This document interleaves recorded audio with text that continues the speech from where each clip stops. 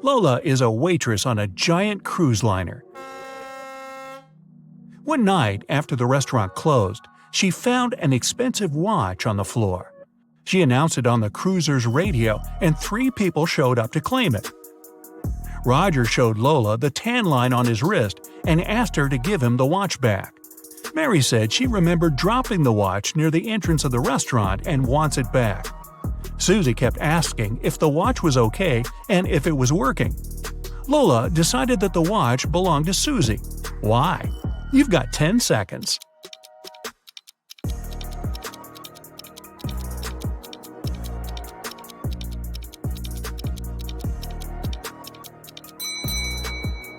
Roger's tan line on his wrist is too small compared to the watch Lola found. And if Mary remembered where she dropped the watch, why didn't she pick it up? Susie knows how expensive her watch is, and she was worried it broke. Jenna and Michael were out partying on Halloween night.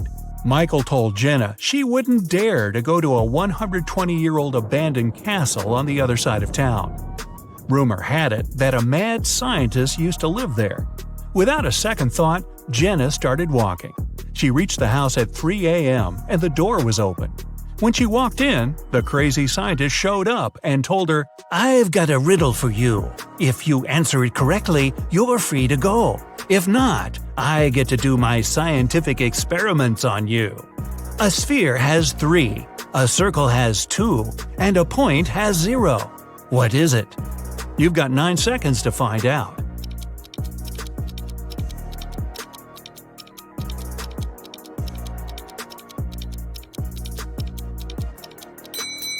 Dimensions. Michael left his work and walked into the dark parking lot in the basement to get his car. When he approached his vehicle, he saw a 4-pin lock on his door. He kept looking at it when his boss showed up. He told Michael, "I want to see if you're smart enough to get a promotion. You only get 1 try. If you figure the code, tomorrow you'll move to the executive's office." His boss gave Michael a piece of paper that read, "Which was the latest passing year that was the same upside down?" Michael started thinking of all the years that passed, and the next day he got the promotion. You have 8 seconds. Think fast.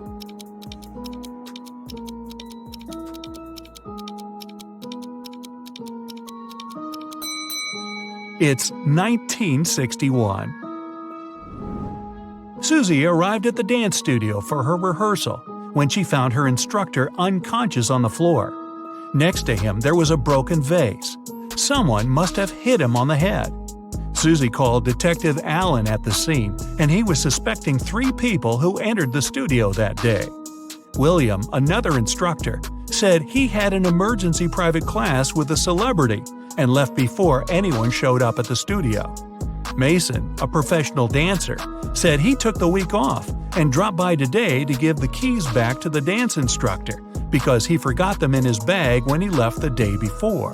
Sally, a dancer, said she had class today, but when she showed up, she didn't see anyone through the window and assumed the studio was closed. Detective Allen knew exactly who was lying. You've got 7 seconds.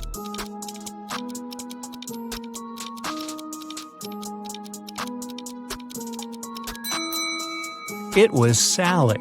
Her fingers are covered in bandages and cuts. They must have happened when she broke the vase. Lucy was walking back home from the restaurant. She was talking on the phone to her sister and took a shortcut through a creepy park. Suddenly, someone came behind her and snatched her handbag from her shoulder. She tried to chase them, but it was too dark.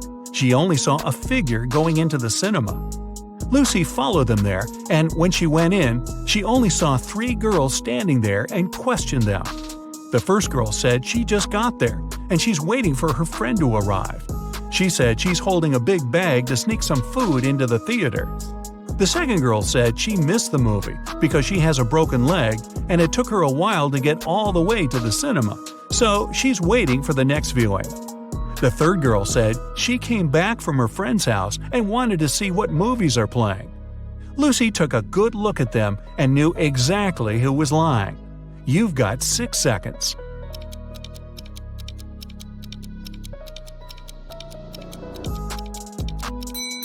It was the girl with the broken leg.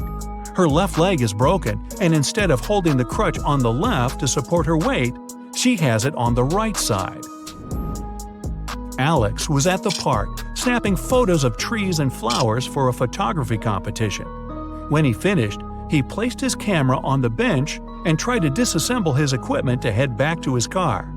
Suddenly, he heard someone running, and his camera was gone. He saw the person going inside a blue car. Alex got the rest of his stuff and followed the robber. He then saw the car parked outside a restaurant. He walked in and saw 3 people sitting down. Can you guess which of them is the robber? You have 5 seconds.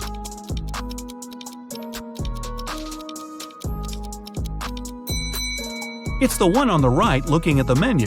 The others are eating. They've been there for a while. Sarah and Michelle went to explore an abandoned castle. When they walked in, the door shut behind them and the lights went on. In front of them, 3 doors appeared. They must pick the right one to make it out alive.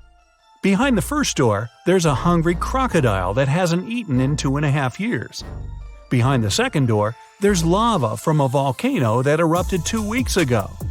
And behind the third door, there's a massive seawater pool with a whale shark you must swim through. You have 4 seconds to decide.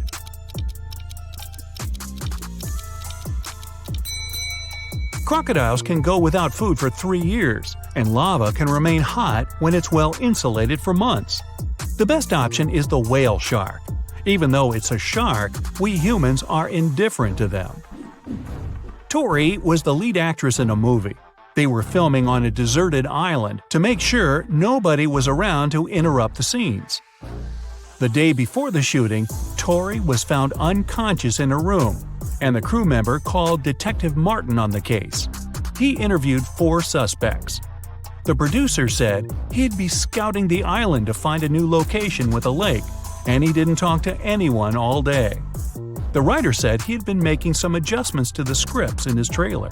The camera operator said he was testing his filming equipment when a stranger approached him for directions. He ran off to help them. The director was sitting on the beach, writing down notes about small details he wanted to add to the movie. Detective Martin figured it out in 3 seconds. Can you? It was the camera operator. Hey, this was a deserted island. Nobody was there needing help. Anna is a vegetarian restaurant owner.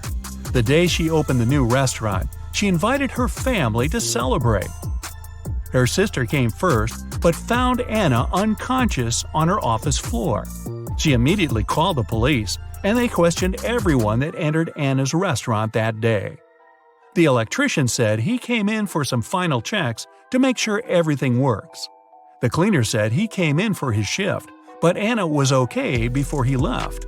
The chef said he had been sharpening his knives for the meat carvery station. The police arrested the chef. Why? Here are your 3 seconds. This was a vegetarian restaurant. There's no meat carvery station. Jenny, a famous singer, went abroad for her first concert. She checked into a hotel and went to perform for her next show. When she returned to her room, she realized all her jewelry was gone, and she called the police. Detectives checked the cameras and saw that nobody left the hotel that night. The person who took them was still inside. There were only 3 people at the hotel. Michael said he couldn't sleep and spent the entire night in the lounge reading. Jason, the manager, said he spent the night in the back office watching TV because it was quiet. Margaret said she went to the hotel's pool to swim alone. The police knew who was lying. You've got 2 seconds. It's Margaret. Hotel pools are closed tonight for maintenance. Jason and his wife are millionaires. They have 3 sons and 2 daughters. All kids were going on a camping trip together, and the couple will have the weekend for themselves to relax. When they woke up the next day, all their money was taken from their safe, and they called the police. When the officers showed up, they interviewed the 3 people who were in the house that morning. The butler said he was cleaning the car after driving the kids to the camping site. The chef said he was busy preparing a huge breakfast for the family. The cleaner said he finished cleaning quickly that day and left early. The police figured out who was lying in 1 second. Can you? It was the chef. Since the kids were gone, he couldn't have been cooking breakfast for the family. So check this out. 3 men are sitting around a table drinking coffee. They all look alike, but only 2 of them are brothers. The third one just doesn't belong at all because he's an alien. Who is it?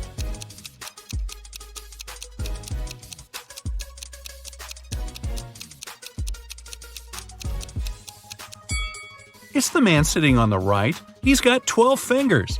Yeah, the one sitting in the center has some weird ears, but look at the family portrait on the wall. His dad has the very same ears. Gabrielle is a shop assistant in a department store. Right now, there are 3 people in the fitting rooms. There's Jessica, the woman wearing a green dress, Sean, a man wearing a leather jacket and skinny jeans, and Alex, the man who's trying on a larger-sized pair of jeans that Gabrielle just brought him. One of the clients is an alien. Help Gabrielle figure it out. Who's the alien?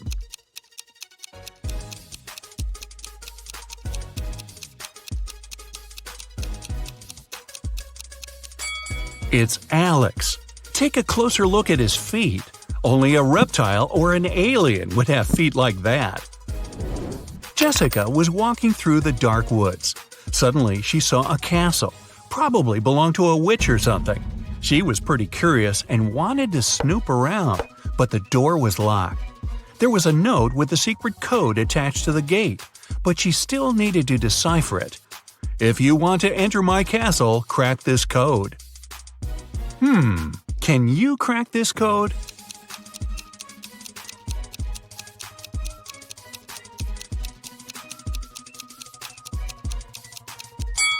The answer is witch.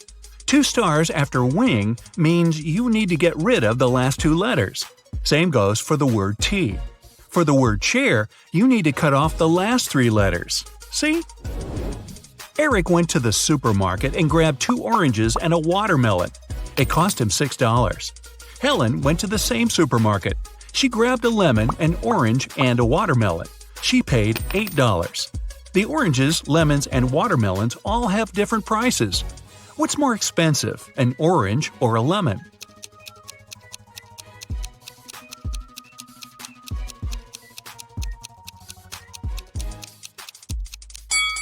The lemon's more expensive. Eric had 2 oranges and a watermelon, which cost him $6.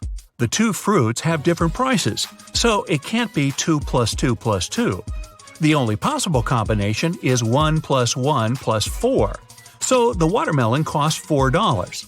Helen paid $4 for the watermelon and $1 for the orange. So now we know a lemon costs $3. David and Hannah got stranded on a tiny uninhabited island. They had no radio or cell phones, so they couldn't call for help. There were no trees on the island, so they couldn't even make a smoke signal. Suddenly, Hannah noticed a plane circling the sky, searching for them. But it was flying too high. There was no way the pilot could see them. That's when she got a bright idea. Soon after, the plane spotted them and picked them up. What was Hannah's idea?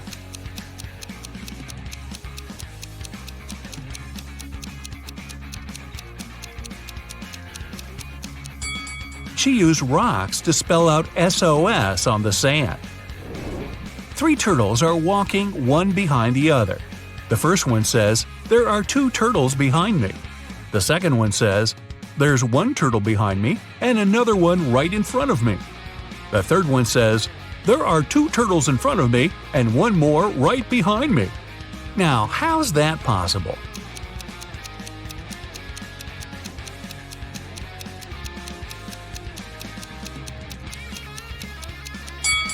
Well, they're walking in a circle, very slowly. On a farm, there's a cow, 2 horses, and a cat.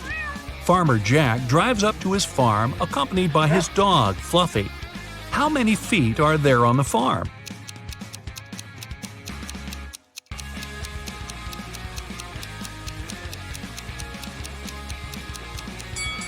There are only 2. Cows and horses have hooves. Dogs and cats have paws. Only Jack has feet. You find yourself trapped in a medieval castle, far away from civilization. Boy, your vacation isn't turning out as planned. You can't jump out the window because it's too high off the ground. The only tree near the window doesn't look sturdy enough for you to climb on down. However, there are 3 doors, one of which can lead you to freedom. Behind the first door is a fierce fire. Behind the second door are hundreds of venomous snakes. And behind the third door, there's a pitch-black maze. Who knows what surprises are waiting for you there? So, which door should you choose?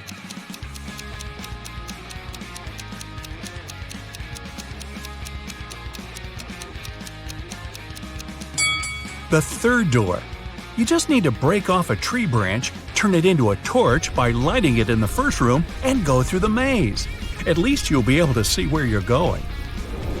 Maria lives in Paris, and once every 2 weeks she goes to Saint-Tropez to see her grandmother.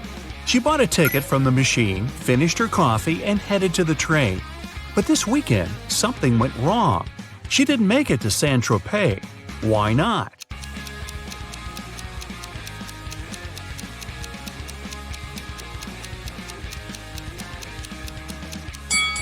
She bought the wrong ticket. It says Saint-Tropez, Paris, but she needed Paris, Saint-Tropez. When she tried to get on the train, the conductor immediately told her she had the wrong ticket, and she just didn't have enough time to change it. Emma's a big fan of all things pink. She lives in a 1-story pink house. She has a pink cat, a pink dog, a pink hamster, pink walls, pink doors, and even a pink fridge. What color are her stairs?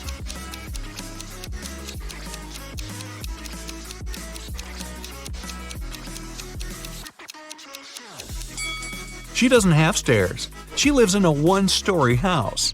But that house sure gets a lot of stares from the neighbors. Mark got to take part in a TV show where he had to answer some tough questions. He was doing really great and managed to answer 14 out of 15 questions. He was real nervous, only one more question and he'd hit the grand prize, $1 million. What is as large as an elephant but doesn't even weigh an ounce? Mark shouted out an answer, and now he's a millionaire. What was his guess?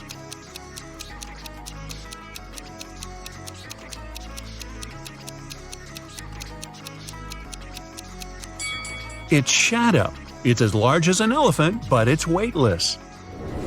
Ice melts when you heat it up. But if you heat me, I solidify. You have 7 seconds to figure out what I am.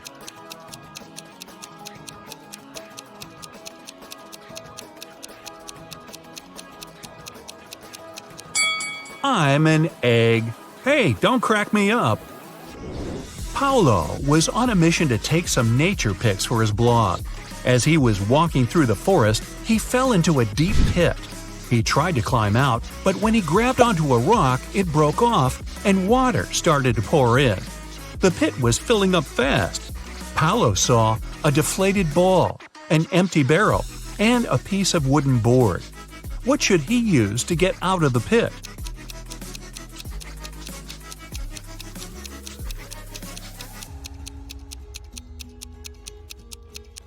The deflated ball is too small and has a slit in one side.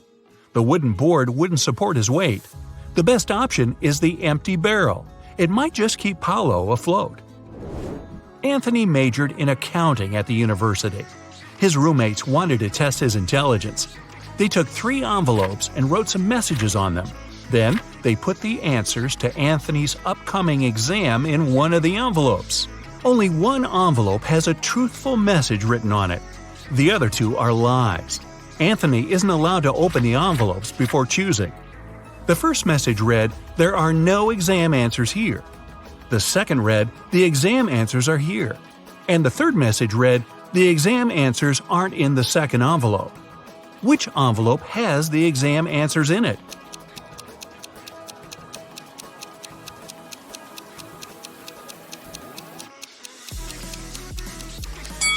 The first envelope has the answers in it. The first and second envelopes are lies. The third one's telling the truth. A man was driving along a country road when one of his tires burst. While changing it, he accidentally lost all 4 wheel nuts. The road was deserted and the driver was afraid he'd be stuck out there all night. But an old lady walking by said something to him that changed his luck for the better. What advice did she give him?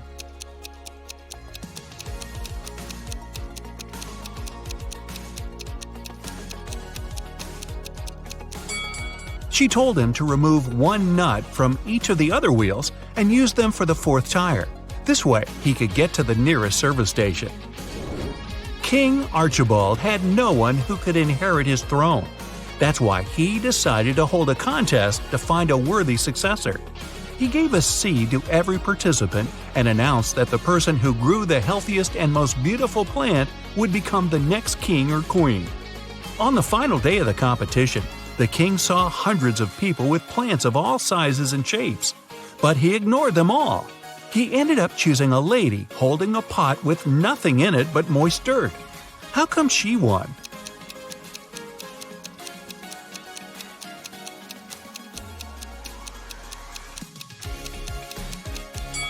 The king was a kind and honest man and wanted his heir to have the same qualities. He gave the participants tiny pebbles, not seeds. That's how he figured out the lady was the only honest one there. 4 men are lined up on several steps, all of them facing in the same direction. A brick wall separates the 4th man from the rest. Man 1 can see man 2 and 3. Man 2 can see man 3. All man 3 sees is the wall, and man 4 can't see anyone. They're all wearing hats, and they know that 2 of the hats are white and 2 are black. Which man will be the first to figure out and shout out the color of the hat he's wearing? Obviously, the men aren't allowed to turn around, talk to each other, or take their hats off.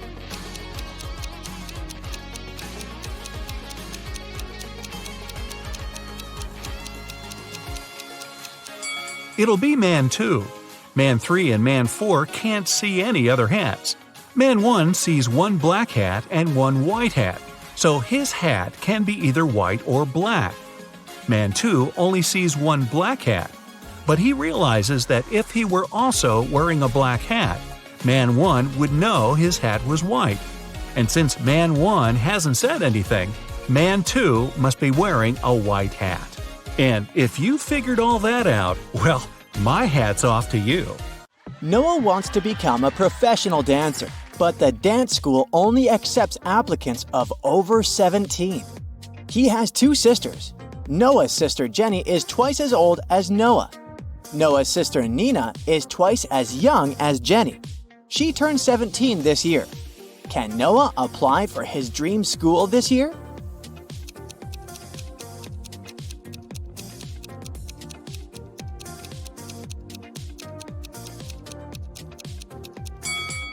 Yes, he can. Noah and Nina are of the same age because they are twins. So Noah is 17 years old. Noah wants to look good during his entrance exams, so he goes to a beauty salon. One of these hairdressers is an imposter. Can you guess who?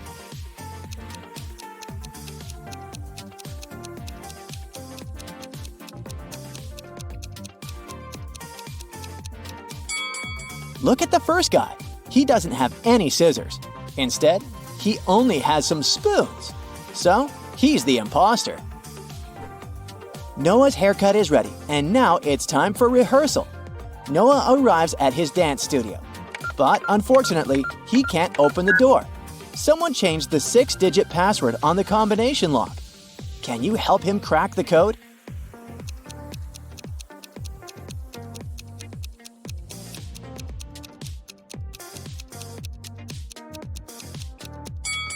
Take a look at the graffiti on the door. These letters are hints. If we replace each letter with its number in the alphabet, we'll get the code 231911. Problem solved! Noah enters the studio and faces 4 people in creepy costumes. One of them isn't human. Can you figure out who?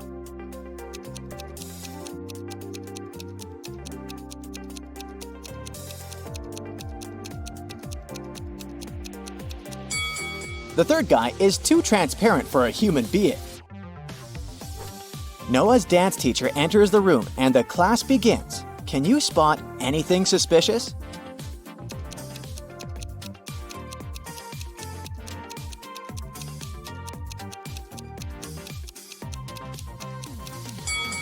The teacher is not reflected in the mirror. Noah's girlfriend Shelley works in a hotel. He's visiting her at work. Noah comes across these two cleaning ladies. One of them is a visitor from another planet. Can you guess who?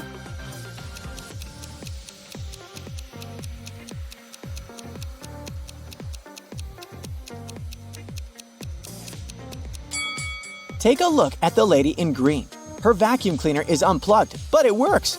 So she's the space stranger. Noah returns home and says hi to his siblings. One of them is in danger. Can you guess who?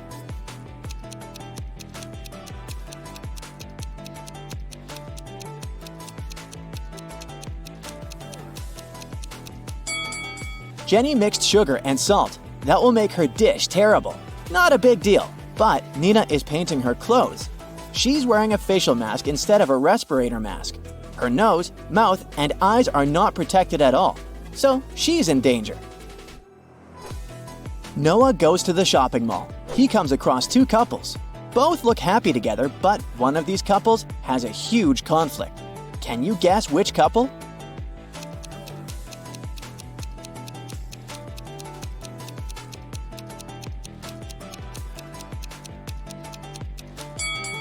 This blonde lady holds a knife very close to her partner, but she just wants to buy it. The other lady looks charmed, but her partner hides poison behind her back. So they are the unhappy couple. The next morning, Noah arrives at the dance school to pass the entrance exams. He faces 5 judges. Can you spot anything weird here?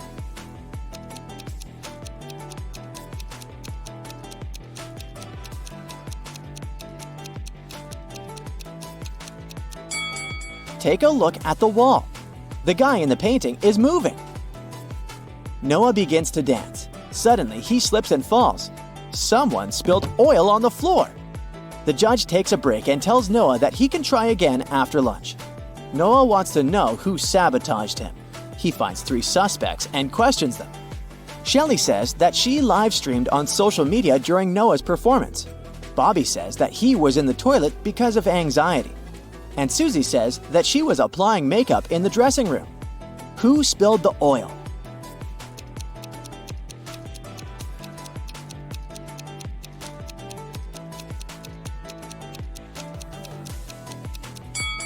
Take a look at Susie's makeup bag. There's an empty bottle of olive oil among her beauty products. Busted! Noah performs brilliantly in front of the judges and gets accepted into the school. He goes to a restaurant to celebrate. The waiter brings him something special. Can you guess what just by looking at this rebus?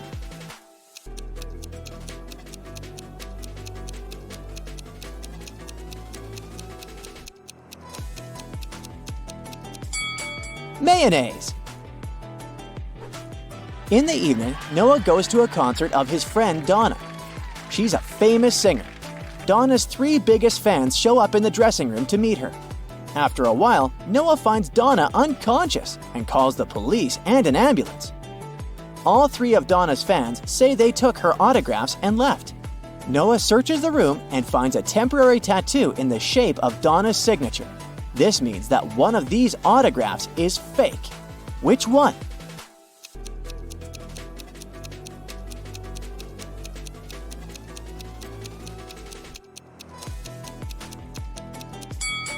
The autograph on the First Lady's t-shirt is mirrored. It's unlikely that Donna managed to sign it this way. The next day, Noah goes to the safari park. He sees a tiger approaching these 2 guys. Only one of them is in danger. Can you guess who?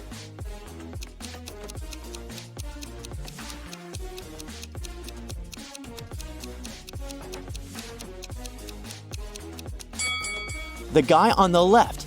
He's a tourist who's too busy to notice the tiger. Meanwhile, the right one works here. He has a badge, a protective hat, and a lasso, so he should know how to deal with tigers. It's Noah's first day at dance school. He enters the building and faces this scene. This guy loves her so much. Why did he push her?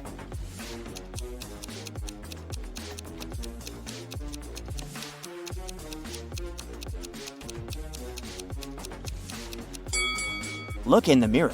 A cameraman is standing behind it. They're filming a movie. In the toilet, Noah realizes that he doesn't have any toilet paper. Thankfully, a guy in a stall nearby is willing to share his toilet paper. But only if Noah cracks his riddle. Nice guy. What can pass through water without getting wet? Can you help Noah out?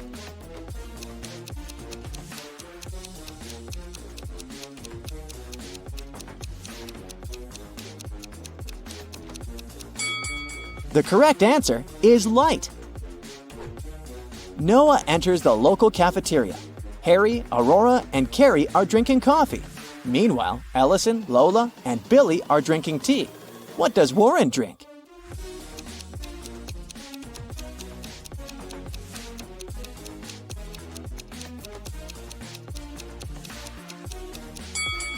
There's a pattern here.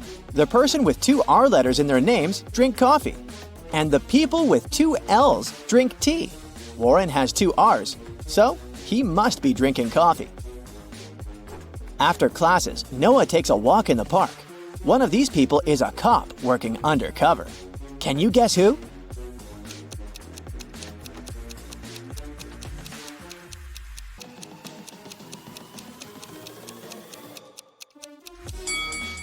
This lady. She's wearing a police badge. Noah returns home and realizes that his puppy is missing. The policeman arrives quickly. He searches the area and questions two neighbors. Ryan says he has his own big dog who's about to have puppies, so there's no reason for him to steal Noah's puppy. Mike says that he's never had pets and he doesn't plan to have them because of his allergy. The policeman arrests one of his neighbors. Can you guess who and why?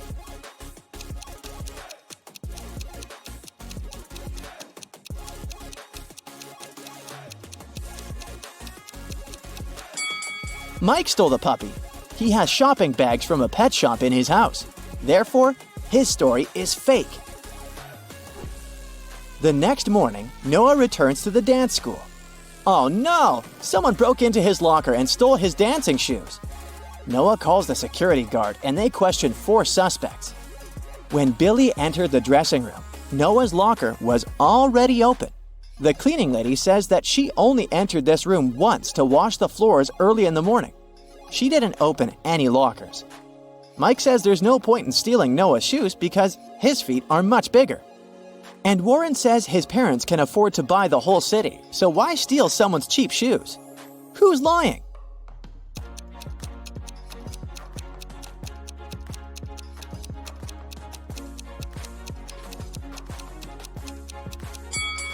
Warren. If he's so rich, why is he wearing a fake Gucci sweater? Noah is visiting his girlfriend Shelly in the hospital. One of these 3 guys is her brother. Can you guess who?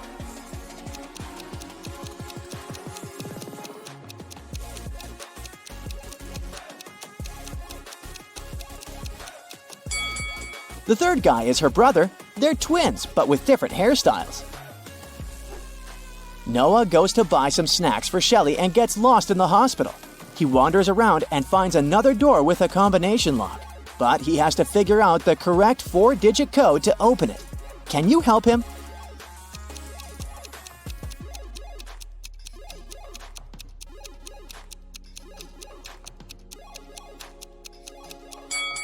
Take a look at these scratches on the door. It's a hint. Each symbol consists of 3 digits. They imply the numbers Noah must enter. So the code is 2517. A wet mystery. Mother and father living in the north of Canada went shopping, leaving their teenage son home. He said he wanted to mount his new TV on the wall. They were halfway to the mall when Mother remembered she'd left the iron plugged in. They returned and found the house freezing cold. Mother turned on central heating again and they left for good. When they came back after a while, there was water dripping from the ceiling on the first floor and on the second, their son was lying unconscious in a pool of water on the floor, and the TV was hanging on the wall askew. Can you guess what happened?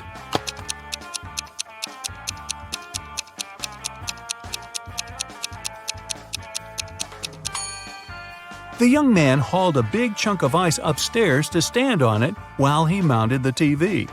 He turned off the heat for the ice to stay frozen, but when his mom turned it on again, the chunk melted and the boy slipped and fell.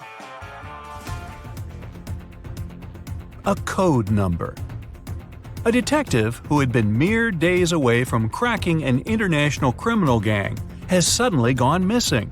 But he was smart enough to try and help the investigators in their search by leaving one clue, more specifically, a special code: 710-5773-54-5508-517718. The police have 3 prime suspects: John, Bill, and Adam. Can you break the detective's code and help the police arrest the right criminal?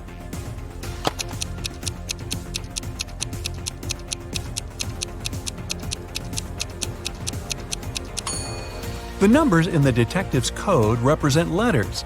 If you read the message upside down, you'll notice that it says, "Bill is boss. He sells oil." So, Bill's your guy. Cuff him, boys. A lousy alibi. A man had been strolling through the park when someone suddenly hit him on the back of the head. Witnesses say the culprit had brown hair, blue eyes, and was wearing a baggy suit. The main suspect is Sean Baker, who matches the description perfectly. The police interrogate Sean, who gives his account of what happened. "I was just hanging out in the park, and I saw this man walking along the pathway. Then some other guy suddenly sprang out of the shrubs right in front of him and hit him. I ran home as fast as I could." The police ask him to give a description of the attacker. He answers, he had a red mustache, red hair, and a baggy suit on. However, one of the investigators says Sean is lying. How does he know?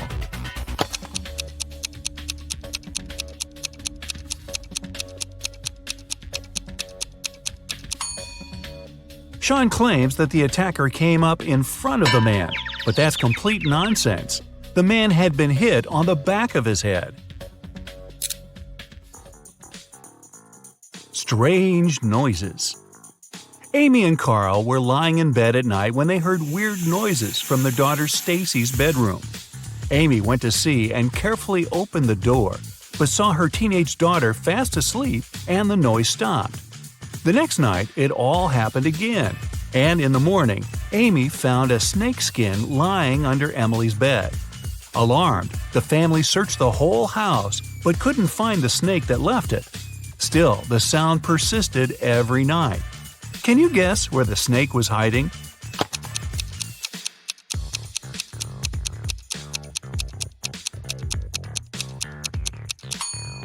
It was in the walls.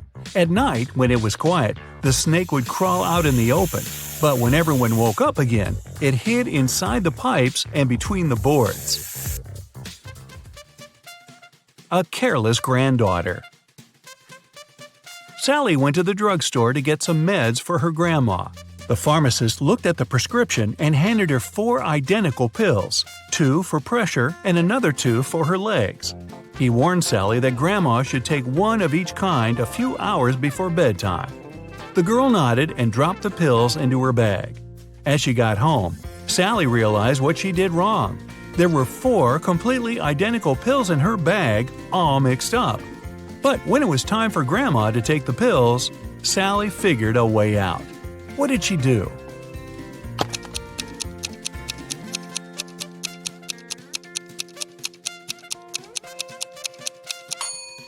The only way out of this situation is to split all the pills in half and take 1/2 of each pill.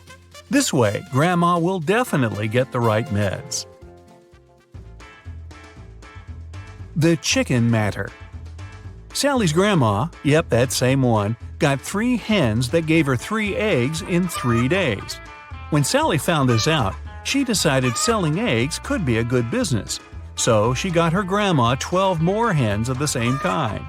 Sally can't wait to get her profit. Who wouldn't be? But she's not that great at math. Can you help her figure out how many eggs Grandma will get in the next 15 days?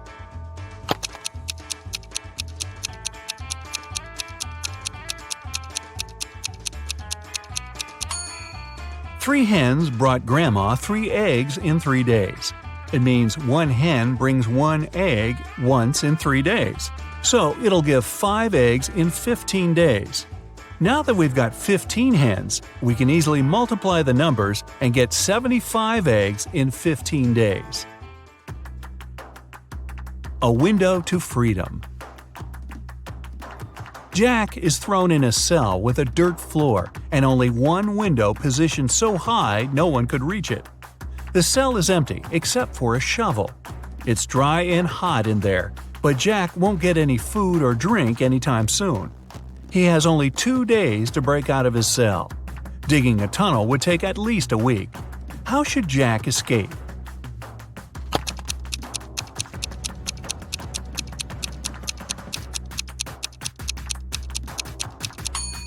He should use the shovel to make a pile of dirt under the window, climb on it, and escape from the cell.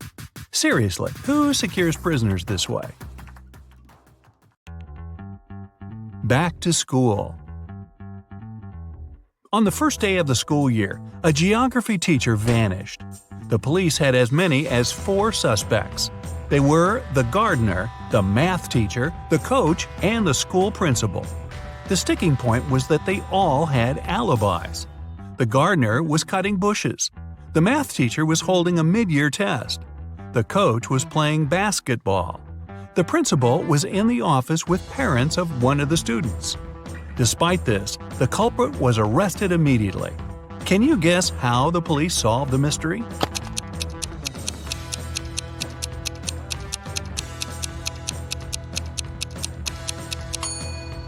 The math teacher was lying. According to his words, he was holding a mid-year test, but the geography teacher disappeared on the first day of the school year. Late delivery. A lonely old man lived in his house in the suburbs of a city. He led a quiet life and never left his dwelling for long. It was a midsummer Friday when the mail carrier walked by and called out for the man. There was no answer coming from inside the house. The carrier looked into the window and, oh no! He saw the house was a total mess, and the owner was nowhere to be seen. When the police arrived, they found a Tuesday's newspaper, 2 bottles of warm milk, and 1 bottle of cold milk. The next day, the robber was arrested. How did the police find out who it was so quickly?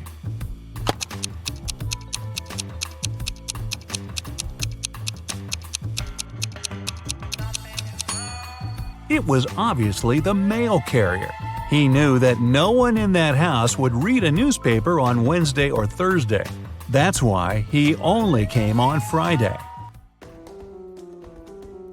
There's chemistry between them. A famous chemist went missing. There was no evidence found except for a piece of paper with the names of chemical substances on it. On the day he disappeared, the chemist had only 3 visitors: his wife, Mary, his nephew, Nicholas, and his friend, Jonathan. The police looked at the note and arrested the culprit right away. Who was it, and how did they find it out?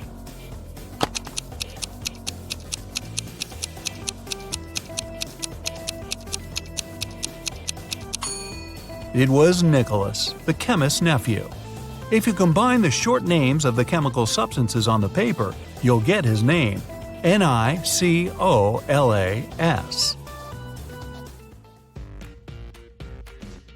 An untouchable car. A man was found unconscious in his own car. The police found a rock near the man, and it was obvious he had been hit on the head with it. But the car windows were intact, and the door was locked. How could someone throw a rock into the car without damaging it?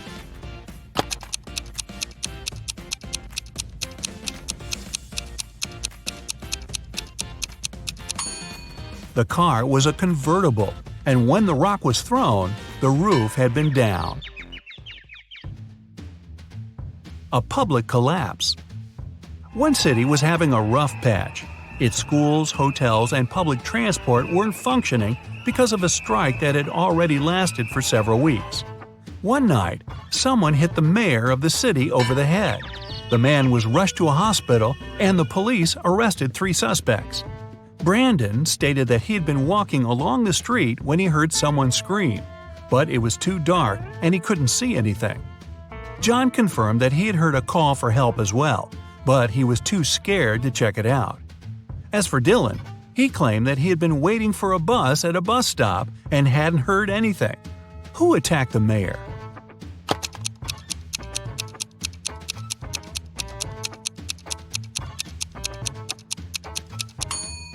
It was Dylan.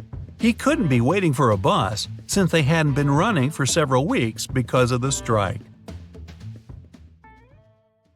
Becky attended her high school reunion last weekend. Hello! All of her friends seemed to be doing really well in life. Connor showed up wearing clothes from expensive brands. Hello! Matilda had not just one, but 2 of the latest smartphones. Oh! Tom showed up in a fancy sports car, and Beth was wearing a luxurious watch on her wrist. Take a good look at Becky's friends. Can you tell who is really rich?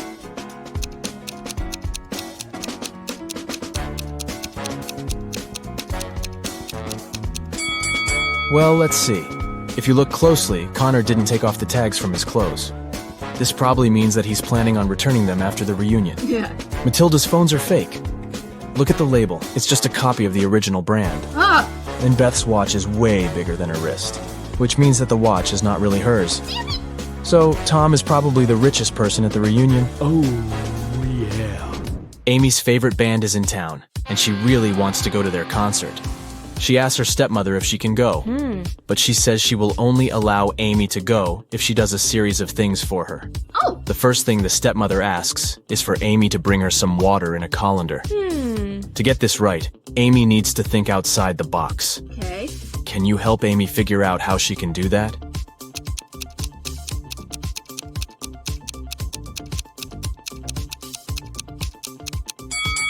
Amy needs to freeze some water and put the cubes in the colander. Yeah. Technically, frozen water is still water, right?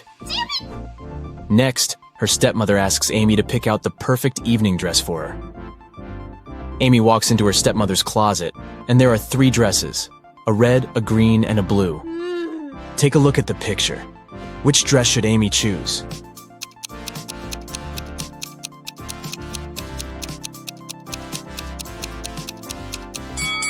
If you look closely, the button on the blue dress is about to come off. The green dress has a big paint stain on it, so Amy should pick the red dress. Yes! Before Amy can take the dress to her stepmother, the woman enters the room. She sees the stain on the dress and starts to shout at Amy, "How could you do this to my dress?" But Amy says she didn't do anything wrong, and that the paint was already there when she walked into the closet. Yes! The stepmother asks Amy to find the culprit. Oh!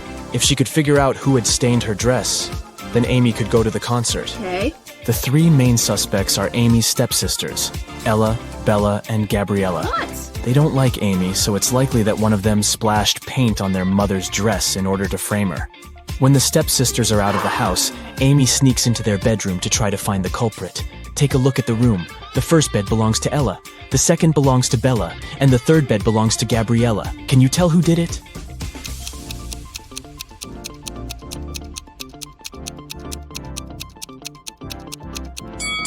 It was Gabriella. Her bed is the third one on the left. And if you look closely, it has a bucket of paint under it. Emily and Barbara are getting ready for a girls' night out. Yes! They are putting on makeup and getting their hair done. They have pretty similar tastes, and their things look pretty much the same. But one of them has more money than the other. Oh! Looking at the image, can you tell which one has the more expensive stuff?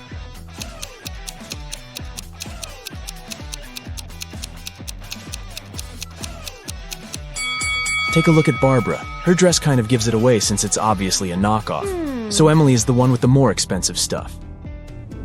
Harry decided to backpack around the world on his own. Yeah! On the plane, he sat next to a girl. He asked her where she was from. Yes. But instead of answering, she showed him 2 emojis on her cell phone. Oh! Take a look at the image. Can you tell which country the girl is from?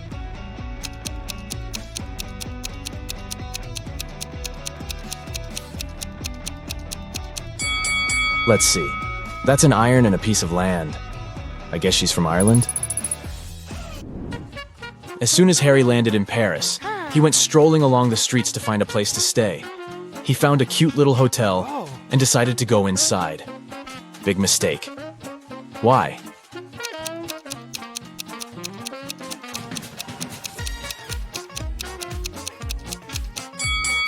Take a look at the window on the last floor.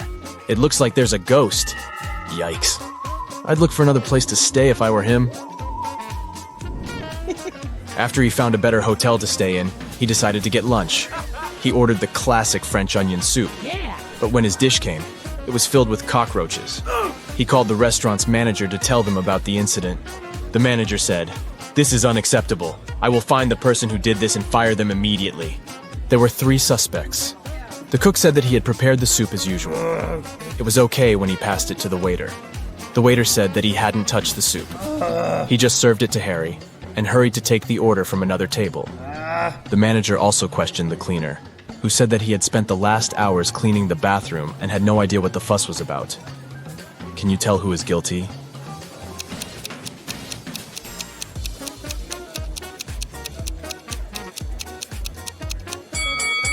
No one. Look at the ventilation system. It's full of roaches. They must have crawled out of it and fallen into Harry's soup. Yikes. There are 3 passengers in the business class of an international flight that is headed towards Rome. Take a look at these 3 people. The first lady looks pretty well dressed. She's wearing a luxurious designer handbag and is texting on her expensive phone. Hello. The guy in the middle is working with stock charts on his laptop, and the third guy is enjoying a cup of coffee while reading an article in the Financial Times. Can you tell which one is the real billionaire?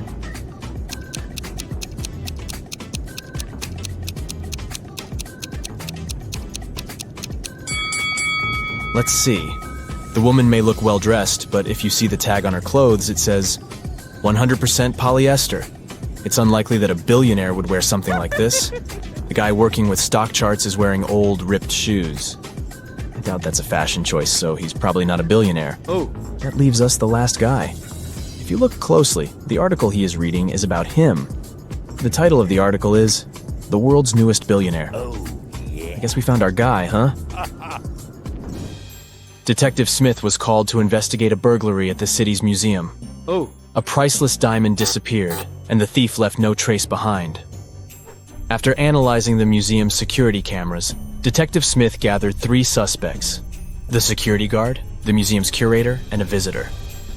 The security guard said he only left his post during lunchtime, and he could swear that the diamond still wasn't missing at that time. The museum curator spent the day guiding a tour of the museum for a foreign group. They came to see the diamond at the beginning of the tour, and it was still shining bright in its place. The visitor said he only popped in for a quick visit and didn't even pass through the Metzi aisle where the diamond was kept. After these 3 interviews, Detective Smith found the thief. Can you tell who it was?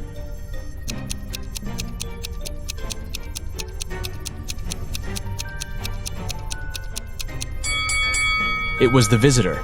First of all, he knew the exact location of the diamond inside the museum. Plus, take a look at that string he's fiddling with in his left hand. Detective Smith pulled it from under his sleeve and voila, the diamond was attached to it. I guess he didn't have time to go home and get rid of the diamond, huh? Julie and her friends decided to spend the weekend at a cabin in the woods. They arrived on Friday evening and spent the night playing board games and telling spooky stories.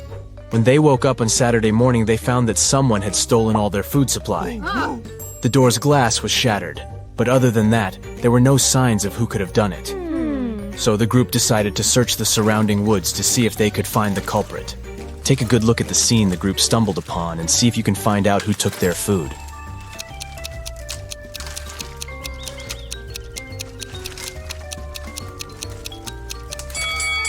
What's that at the left corner? Those look like bear footprints, huh? And not just one, but rather an entire family of bears. Oh, and they even left an Oreo wrapper on the ground as evidence. Yep, these grizzlies were the culprits for sure. Atlas woke up in the attic of an abandoned house. He tried to find a way out of the house, but all he could find was a room with 3 doors. Each door hid a different danger. The windows and floor behind the first door were made entirely of magnifying glass, which meant that the sunlight would probably burn him if he entered. The second door hid a room full of poisonous gas, and behind the third door was a hungry lion. What should Atlas do to escape?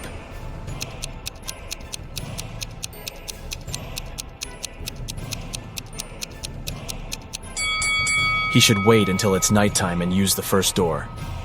Sydney told her mom that her gymnastics team would go to a sports camp for the weekend. She asked her mom to help her pack a bag for the trip.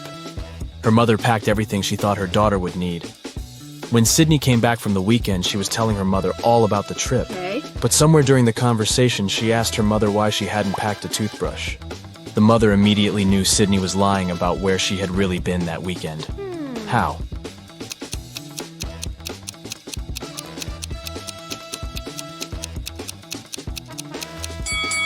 Because Sydney's mother did pack a toothbrush, but she put it under Sydney's gymnastics clothes. If Sydney had really gone camping, she would have used the clothes and found the toothbrush. Kimberly discovered 3 bags in an old attic along with a note. The note said that there were $1 million inside one of the bags. It also said that the 2 other bags were empty. She only had one chance to figure out which bag had the cash, and she could trust that one of the messages written on the bags was true. On the first bag, it said, "The cash is not here." On the second bag, it was written, "The cash is not here." The last bag read, "The cash is in the second bag." If you were Kimberly, which bag would you choose?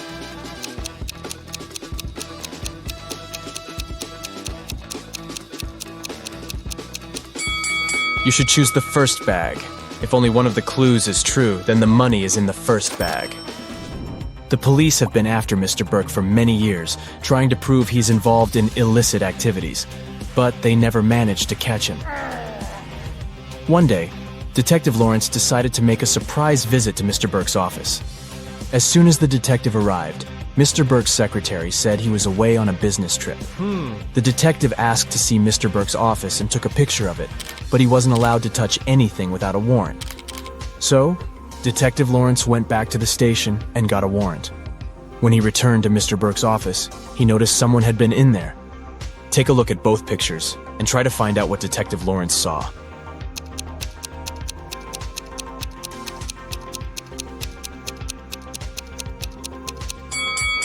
The desk lamp is tilted and the books are in different places. Someone definitely was in that room. Detective Lawrence decided to search Mr. Burke's entire office. In one room, he found there were footprints up until the middle of the room, and then they disappeared. The only window of the room was open. "Oh no!" Detective Lawrence shouted. "I can't believe he escaped again." He took a picture of the room and took it to the police station. At the station, he showed the picture to the other detectives, and one of them said he had cracked the case. Take a look at the picture. How did the detective solve the case?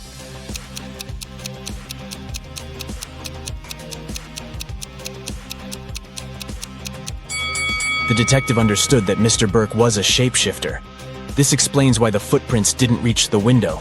Plus, look at all the bird food on the floor. He probably shapeshifted into a bird and escaped. You suddenly wake up trapped in a dark room. Your only source of light is a candle. There are 2 doors in front of you. Behind one of them, there's a tunnel that will lead you outside to freedom. Behind the other, just a cold brick wall. You have a key that will open only one of the doors, and you can try it just once. So, how do you know which door to try?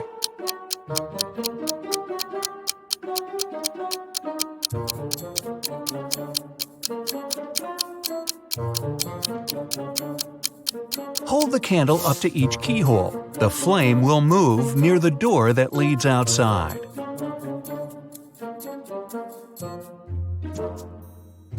You escape to freedom, but you need to send some important documents to your friend Beth. You can't mail them in a regular package because the precious papers will get stolen. So you put them in a box and lock it. But Beth doesn't have the key to this lock. How can you send the papers if you can't send the key to the lock separately?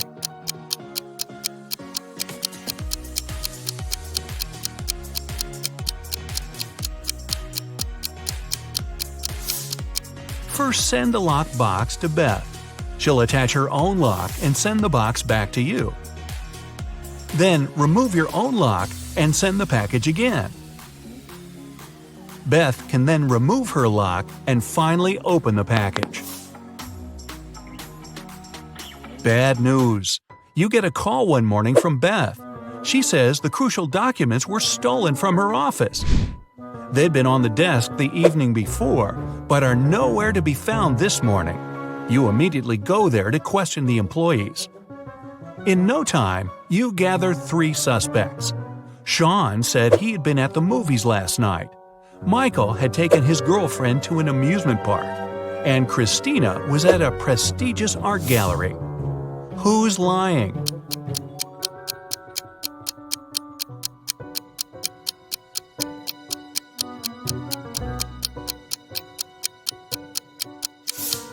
Sean. His movie ticket isn't torn. Having been caught red-handed, Sean makes a break for it. He hops in his car and drives away. Law enforcement are on the lookout. Sean sees a police car right ahead of him and starts driving toward it. Why would he do that?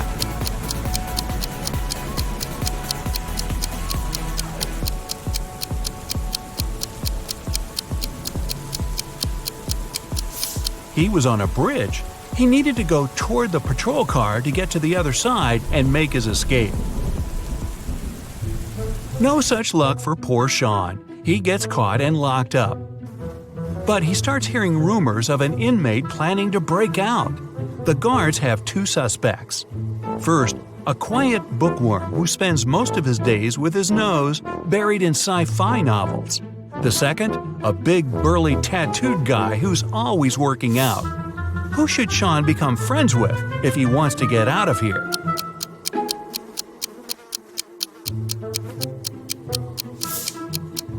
The bookworm. Look closer, and you'll see his bookmark is actually a file. On Friday afternoon, the owner of that same prestigious art gallery discovered that 4 of the most famous artists' self-portraits had been stolen during an exhibition. The police show up to do an investigation, and now they have 3 suspects. Sarah, the artist, said she disappeared into one of the studios to paint. John, the security guard, explained he was just waiting outside and had no idea the portraits were gone. Daniel, the caterer, stated he was at a nearby store picking up extra napkins when the robbery took place. So, who's the thief?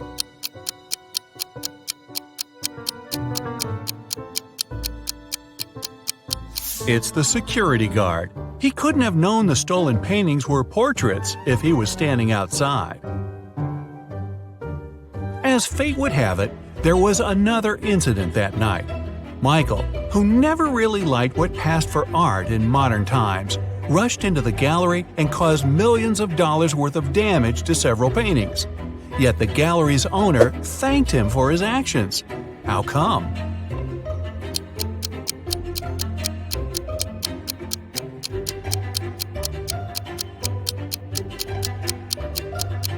Michael is a firefighter. The water from his hose damaged several masterpieces, but he still managed to extinguish the fire and save many more works. They awarded Michael a big check in gratitude. He heads home just in time to get his 5 kids all packed up for a camping trip that weekend. Mike and his wife are really looking forward to having the weekend for themselves to relax. But when they woke up on Saturday, they discovered the check was missing from their safe. Once the officers showed up, they interviewed the 3 people who were in the house that morning. The chef said he was in the kitchen getting school lunches packed. The cleaner said he finished cleaning quickly that day and left early. The butler had just gotten back after taking the kids to camp 3 hours away. Who's lying?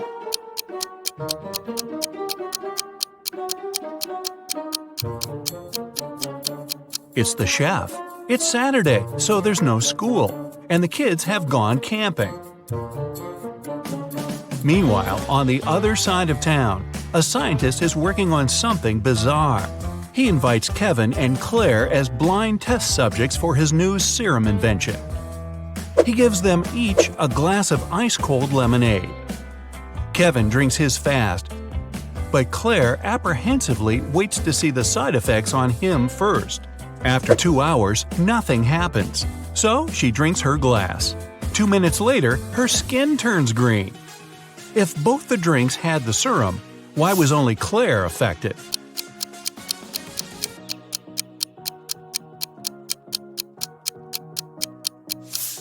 The serum was in the ice. Since Kevin drank his fast, none of it got in the lemonade. Claire runs out of the lab in horror. She gets in her car and speeds off.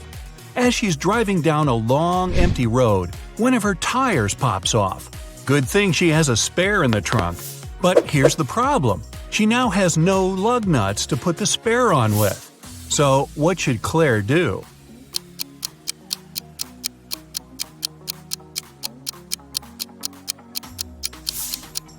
Unscrew one lug nut from each of the other 3 wheels and use them to attach the spare tire. It'll be enough to get to the nearest garage safely. As Claire is putting on her spare tire, the scientist catches up to her. He hands her 4 pills and tells her it's a complex cure to the green face serum. 2 of the pills are an antidote, and the other 2 are a catalyst that activates it. Claire must take 1 of each type together. If she takes 2 of the same, her face will stay green forever. Just as the scientist is handing her the pills, he trips and they get all mixed up. They look identical. What should Claire do?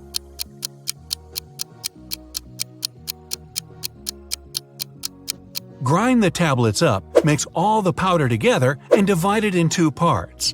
Each half will have the same amount of catalyst and antidote. It worked, and just in time. Whew! The next day, Claire has a big calculus exam. But funny enough, all the students in the class refuse to take it. Professor Miller can expel only 1 student for skipping the test. All of them know each other's names. If a student knows they'll be expelled, they agree to take the test. How can the professor make all the students take it?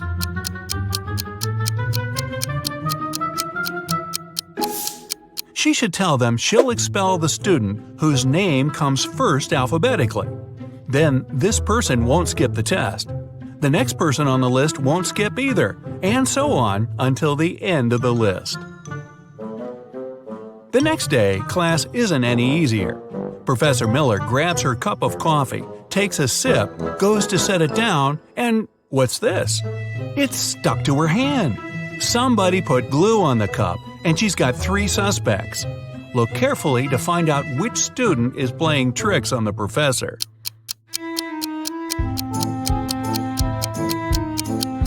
Sure, the first student has an awfully guilt-ridden look on his face, and the second student's smile looks just like pride for a job well done. But look closer at the third student's pocket. Yep, it's the tip of a glue bottle. Professor Miller is so annoyed by her class's shenanigans, she decides to change her career. Wow. She opens a shoe factory. She's so successful that she builds a second one in another city. But despite her success, the problems don't end. Her employees keep secretly taking shoes from the plant. What can she do to resolve the issue?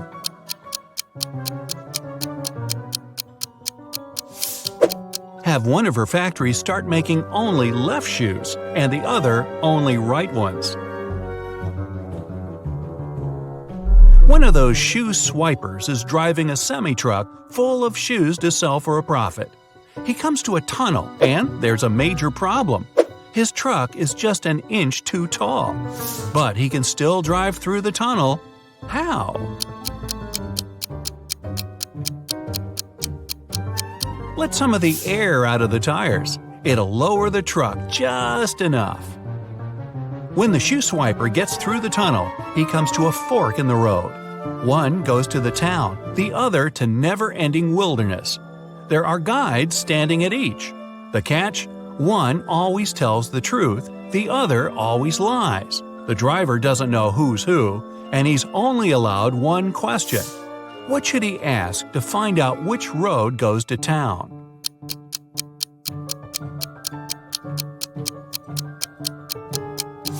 Ask either one of the guides which road the other would say is the right way. Then he must choose the opposite. The truth teller knows the other will lie, so they'll point the driver toward the road to nowhere. If he asks the liar, they'll know the other guard would honestly point him toward the town, so they'll again recommend the road to nowhere.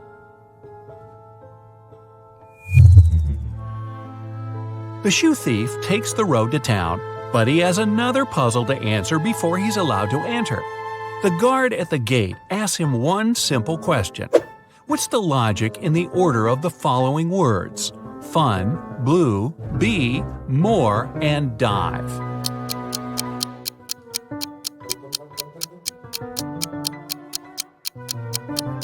Every word rhymes with its number on the list. Fun 1, blue 2, bee 3, and so on. The shoe swiper finally settles down in this new town. Too bad for him, he can only use a payphone to make calls. One day, the phone breaks. He informs the phone company, but they do nothing. He tries again the next day. Same result. The third time, he finally gets them to come out and fix the phone. So, what did he say?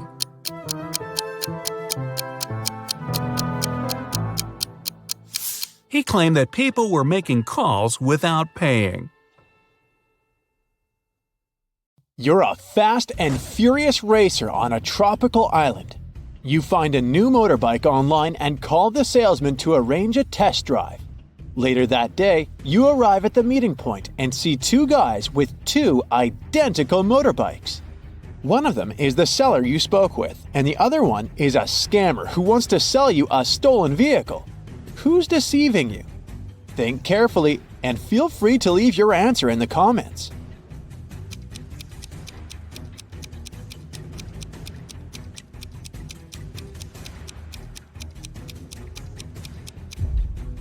The salesman text message has the logo of his motorcycle store. The guy on the right has a baseball hat with the same logo. Therefore, he must be the store's official representative. Therefore, the guy on the left is a scammer. Congrats! The motorbike is now yours. You hit the road and you make your way across the pier. Suddenly you spot three people. Whom will you save first? Let us know in the comments.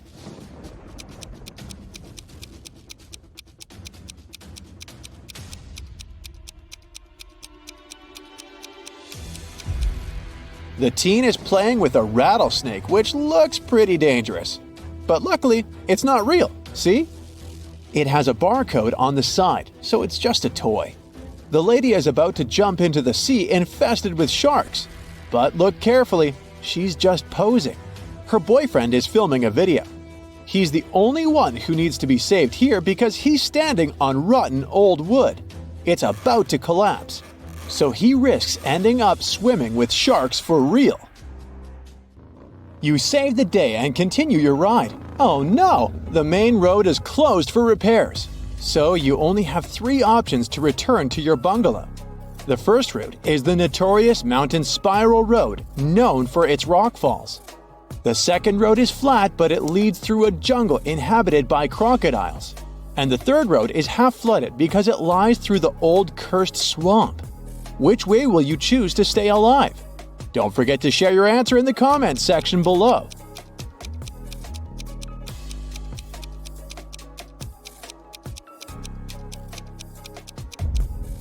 Take a closer look at the second route. The sign says Crocodile Farm. This means that the crocs are kept indoors under supervision. So this is the safest choice. You take the second route and decide to visit the crocodile farm. Let's see how eagle-eyed you are. Who's in danger here? Write it down in the comments faster than the other bright side detectives.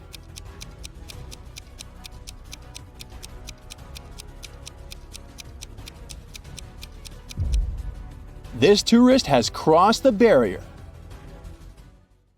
The tourist's name is Mimi. You help her get out of the barrier safely, but in the process, she scratches her leg. So you bring Mimi to the local hospital. Can you spot anything suspicious here? If you nailed it, please share your answer.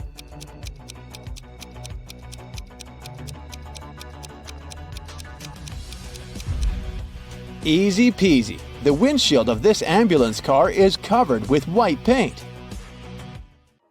You enter the building and face 3 surgeons in the lobby. Which doctor is dangerous? Don't let the imposter get away. Share your suspicions.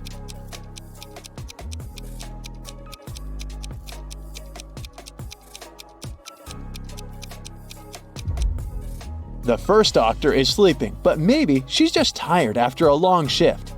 The second lady doesn't wear any gloves, but it's not a crime. She's having a coffee break. Meanwhile, the third lady's nails are too long and fancy for a surgeon's work. And she brought an open medical syringe to the lobby, which is not very hygienic. The doctor takes Mimi away. You decide to have a walk around the hospital and face the following scene. 2 greatest enemies, Gia and Kai, wake up simultaneously in a hospital room. Both immediately grab the scissors and try to cut each other's IV drips. Who's more likely to survive? Think carefully and tell us your answer in the comments.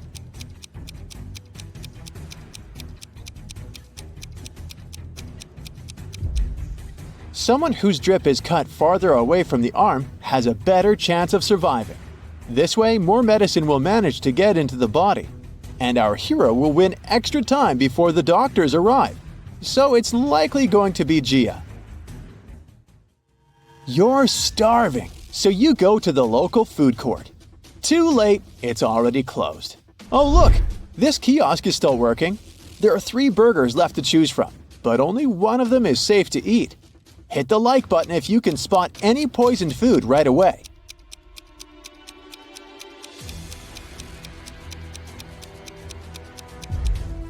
The first burger was cooked 5 days ago, according to its tag. No, thank you. The third one was prepared today, but there's a fly sitting on the meat. Flies can spread diseases. Only the second burger, which is packed in cling film, is a safe option. Does anyone have a better answer? Feel free to share. The next day, you go to the local beauty salon to get a haircut.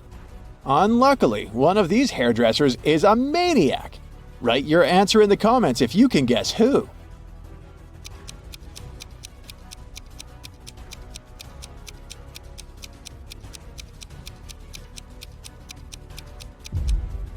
It's the second hairdresser. The fire haircut technique is pretty normal these days, but he's also hiding an axe in his pocket, which is far from normal. Busted! Your haircut is done, and now it's time to chat with your buddies. They send you some selfies. Sally is getting ready to skydive. Bobby is taking a yoga class. And Caleb is riding an ATV through a desert. Who's least likely to survive? Give this video a thumbs up if you already know the answer.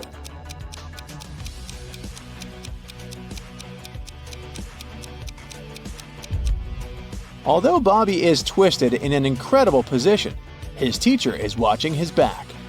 Scorpions are no threat to Caleb unless he gets out of his vehicle.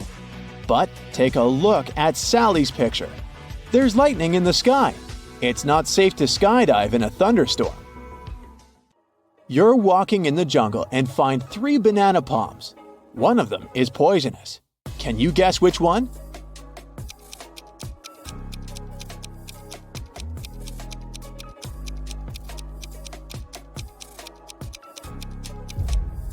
Okay, the first stack looks bad at first glance because its bananas have turned dark, but it doesn't mean that they're poisonous.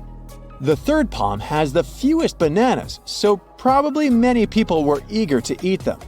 But take a look under the second palm. Someone picked a banana, took a bite, and then just dropped it on the ground. That's suspicious. So, this is the dangerous palm. But if you have a different opinion, please let us know in the comments.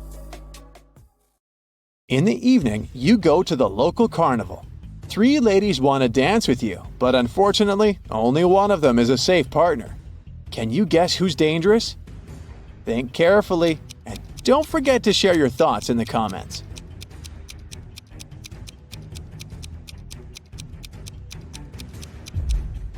Although the first lady is wearing a cute rabbit mask, she's a thief. She's sneaking a phone from a guy in the crowd. Take a closer look at the third lady. A broken glass bottle sticks out of her pocket. It's not very safe to dance around her. Thus, only the second lady is safe. There are 3 routes you can take. The first path is covered with hot coals. The second with gross worms and toads. The third one with beautiful roses. Which path would you choose? Be sure to let us know in the comments.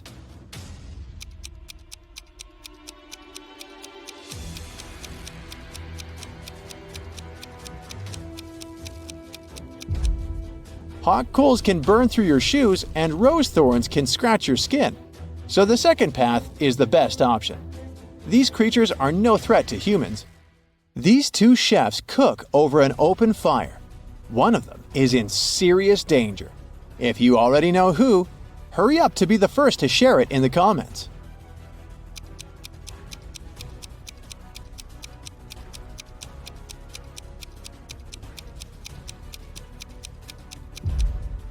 Well, take a closer look at the first chef. His scarf is already smoking.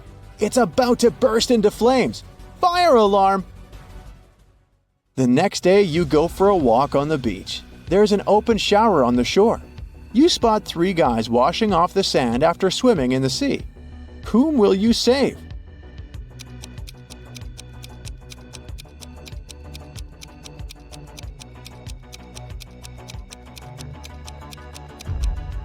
The third guy is in danger.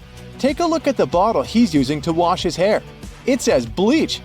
Bad idea, buddy. Hit the like button if you nailed it. Rebecca works in a large international company. One day, she comes back to the office from lunch and finds her colleagues extremely agitated.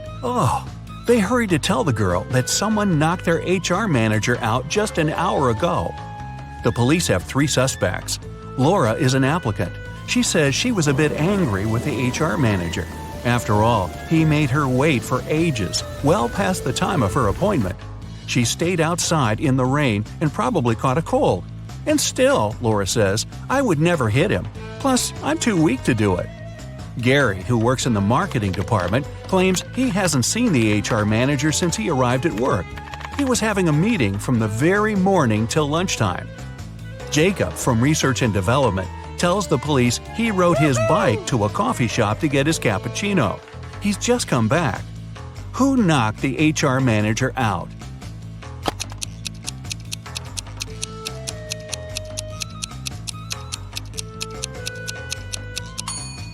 It was Jacob. Both his bike and his clothes are dry and clean. How is it possible if it's raining outside? Jack is participating in a challenge. He's got to the last stage, which takes place in a desert. If he succeeds now, he'll win $1 million. Jack needs to get a key out of one of the 4 pots. On top of the first pot, there's a bowl filled with a strong acid. The second pot is covered with a bowl full of venomous spiders. In the bowl placed on the third pot, Jack sees a raging fire. A viper is curled up in the bowl covering the fourth pot. Jack isn't allowed to drop the bowls or turn them over. Which pot should he choose?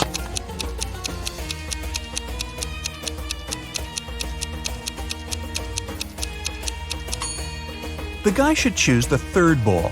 He can put the fire out with the sand and get the key. Jacob is the owner of a small IT company. Larry is his subordinate, exceptionally talented and just as forgetful. More often than not, he seems to be lost in his head. Such things as going on a trip out of the blue without notifying anybody is typical for this genius. Normally, the boss turns a blind eye to Larry's quirks. But this time, an important business meeting is about to start.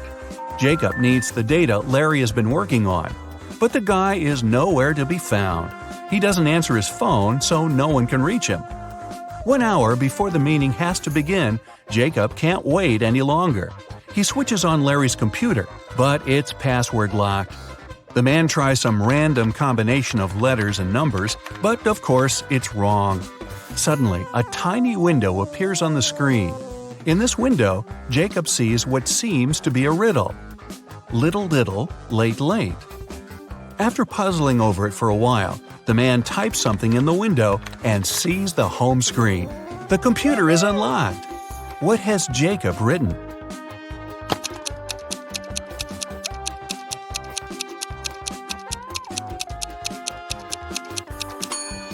The answer to this rebus is too little, too late. Unfortunately, it's not as simple as that. The folder with the needed data is also protected by a password. When Jacob clicks on it, that's what he sees. Write backward all the numbers.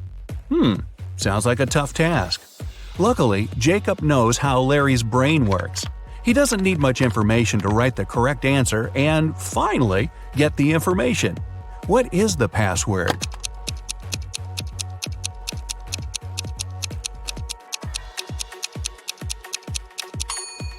And there you have it. That's the phrase, all the numbers written backward. Camilla was terrified of dogs. One day she was jogging in the park and noticed a large dog sitting near the bench. It looked unfriendly. The leash attached to the dog's collar was 3 feet long.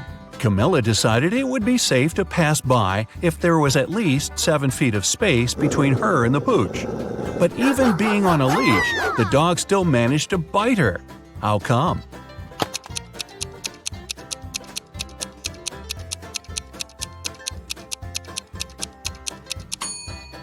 Sadly, the leash wasn't tied to anything.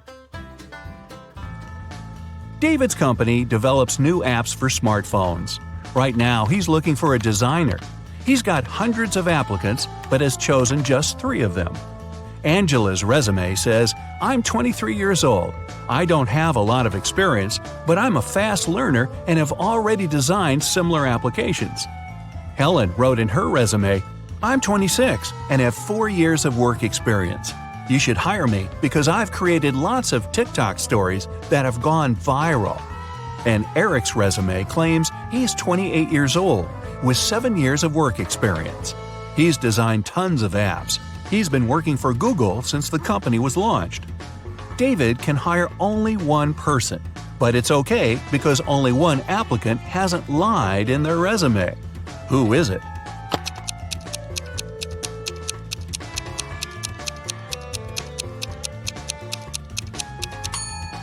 Eric has just 7 years of work experience, but Google was officially launched in 1998. There are no stories on TikTok, meaning Helen couldn't create them. David hired Angela. Even though she hasn't been working that long, she's honest and has a nice portfolio.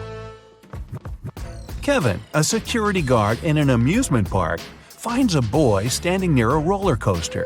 The kid says his name's Nick. He doesn't know where his dad is. Kevin takes Nick to his office and makes an announcement. Soon after that, 2 men show up at the door. The first exclaims, "We were in a cafe, but after eating my burger, I felt so sick I had to spend almost 20 minutes in the bathroom.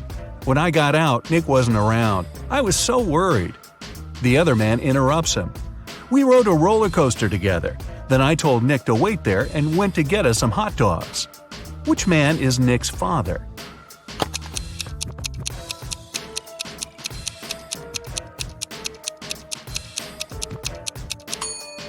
Nick is too small to ride the roller coaster, which means the second man is lying. The boy's dad is the unlucky guy with food poisoning. Aiden fell madly in love with a beautiful girl, Ella. He tried to spend all his time with her. The man bought her expensive presents and flowers, invited her to the best restaurants, organized yacht trips. They traveled the world, stayed in famous hotels, and went shopping for designer clothes. In less than a year, Aiden became a millionaire. How is it possible?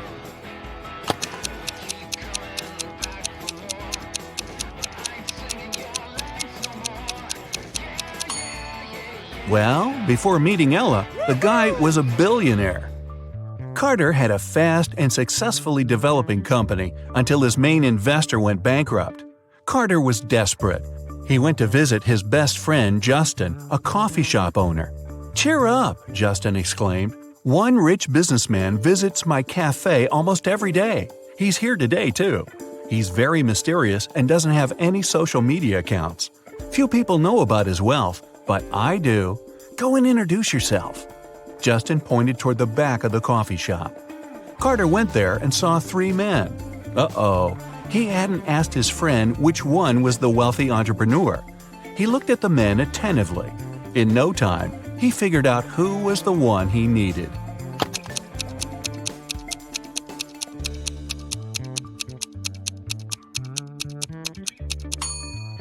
It isn't the guy in the middle. He has a $1 store bag.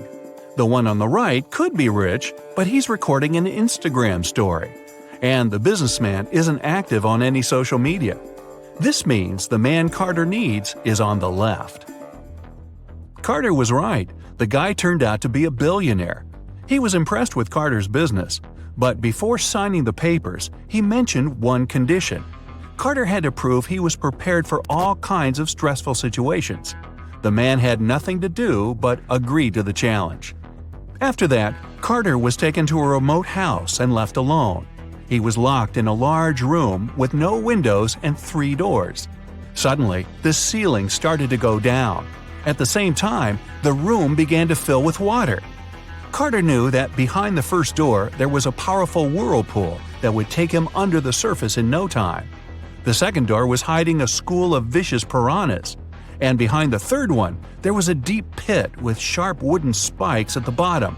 Which door should Carter choose to save his life?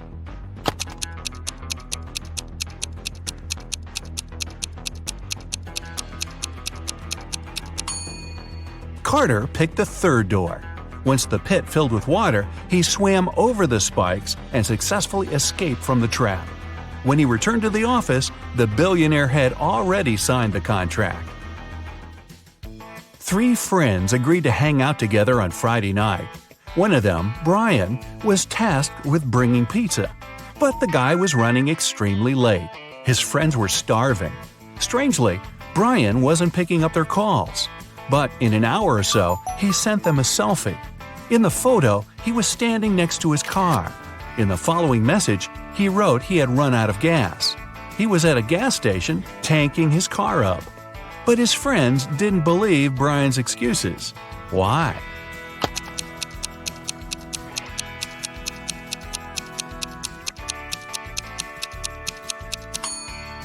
In the picture, it's clearly seen the guy's got an electric car. It doesn't need gas. A punctured tire. A man was driving his car all the way from New York to Boston. Only at the end of the trip did he discover that one of his car's tires had been punctured from the very beginning. Still, he managed to reach his destination successfully, and his journey wasn't affected by this problem. How is it possible?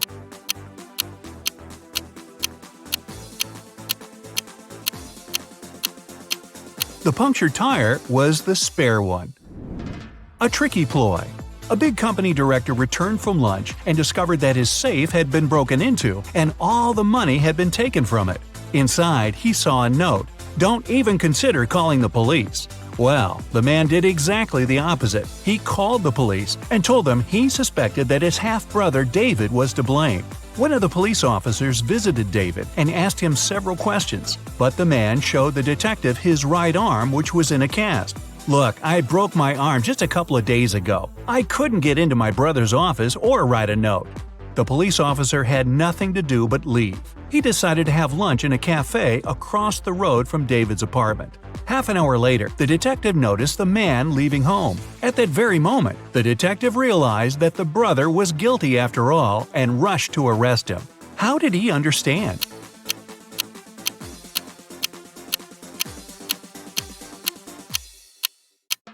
The police officer noticed that while leaving the apartment, David had the cast not on his right, but on his left arm. Is he smart enough? One day, a cute new guy, Tom, joined Katie's class. All her classmates had a crush on him, and he clearly knew about his popularity. But whatever they did, Tom didn't pay attention to any of their signs of affection, and his eyes were only for Katie. She also liked him a lot, but she wanted to make sure he wasn't just cute but smart too. So once, when they stayed alone in the classroom, Katie walked up to the whiteboard, took the marker, and wrote 128 square root sign E 980. Tom looked at it for a few seconds and then smiled, and Katie knew he cracked her riddle. Can you?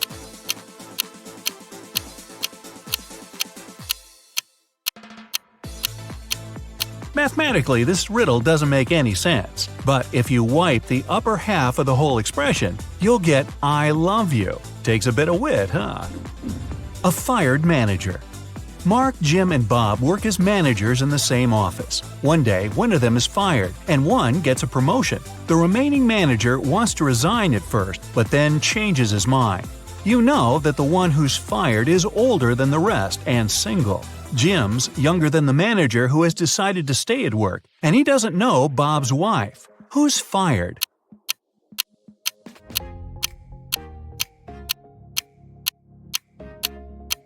It's not Jim because he's younger than the manager who stays. It's also not Bob because he's married. It means that Mark has been fired, Jim has got a promotion, and Bob has decided to stay in his position. An antique dealer's riddle. David was a famous antique dealer in his town, but there were loads of people who envied him. The man had a young, beautiful daughter, Lisa. One evening, when the antiquarian was busy in his workshop, his phone rang. A man told him that they had David's daughter. If he wanted to see her again, he had to give his jewelry collection to a man waiting at the doors. It wasn't the first time someone was threatening David. That's why he requested to talk to his daughter. He asked her just one question. I have 2 hands, but I can't scratch myself. What am I? When David heard no answer, he said, "It's not my daughter," and hung up. What's the answer to this riddle?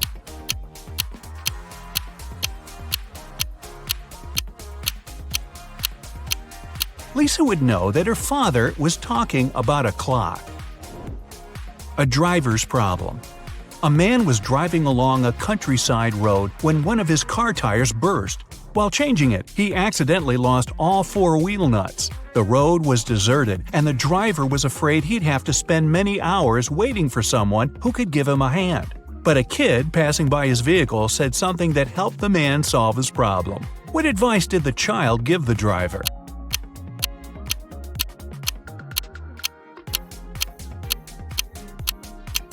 The kid told the man to remove 1 nut from each of the remaining wheels and use them to secure the new tire. This way, the man could get to the nearest service station.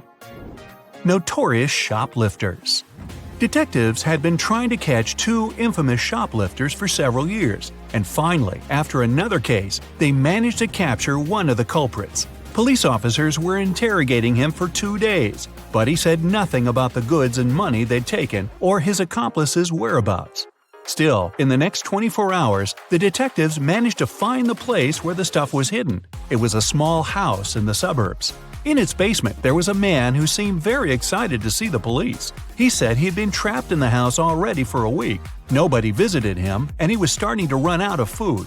That's why he was so happy to read the good news in the paper.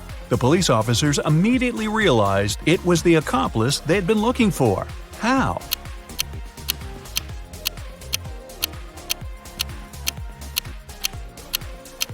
If he was trapped in the basement, how could he get a hold of fresh newspapers? 2 buckets. You have 2 buckets of water. In the first bucket, the water is heated up to 100 degrees Fahrenheit. In the second bucket, the water is cooled down to minus 100 degrees. You need to simultaneously drop 2 coins into the buckets. Which coin will reach the bottom faster?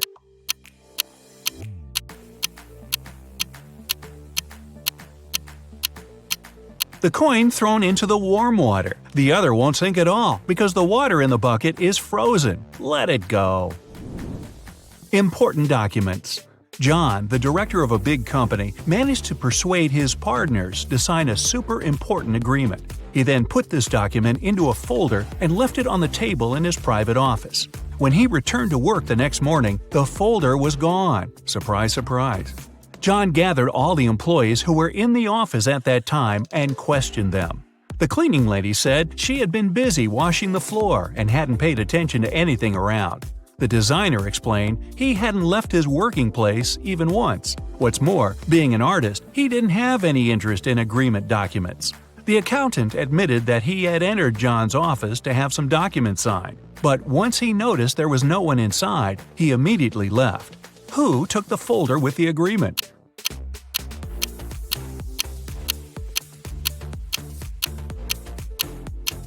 It was the designer. Otherwise, how would he know that the missing folder had an agreement inside?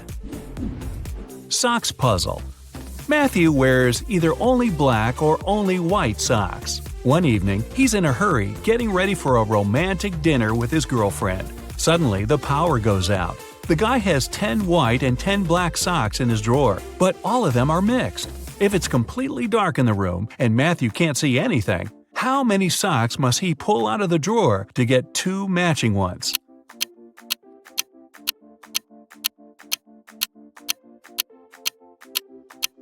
Just 3. In a set of 3 socks, he's bound to have 2 socks of the same color.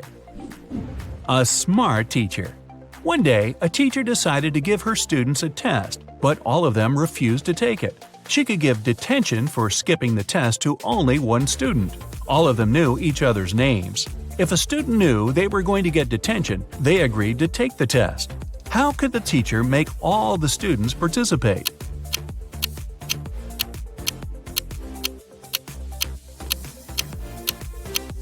She told them that she'd give detention to the student whose name came first alphabetically.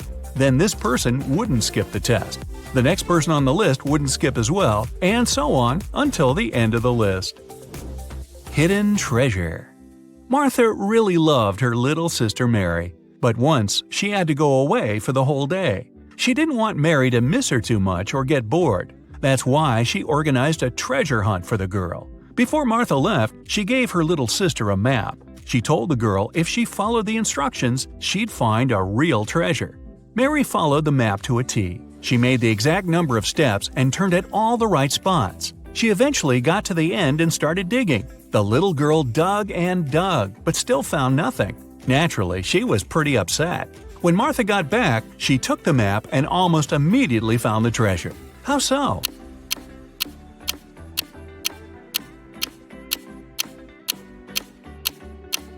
Martha made one major mistake when she was drawing the map. Her steps were a lot bigger than Mary's. That's why the younger girl couldn't find the spot where Martha had hidden the treasure. What happened to Prom King? Soon after Bob became king on prom night, he vanished. Poof, like that. His teachers were looking for him everywhere. They believed there were 3 people who could be behind his disappearance. Bob's rival Joe said he had been dancing all night with his girlfriend and hadn't seen Bob. Bob's classmate Dennis claimed he hadn't been feeling well, so he spent all night in the lounge. Laura, Bob's secret admirer, said she had been counting the votes for the election. The teachers knew who was behind the disappearance right away.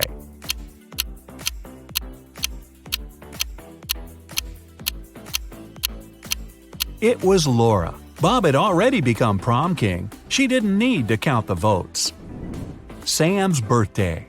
Sam is a truly special young lady. She was just 17 the day before yesterday. Next year, she'll be 20 already. What's her secret?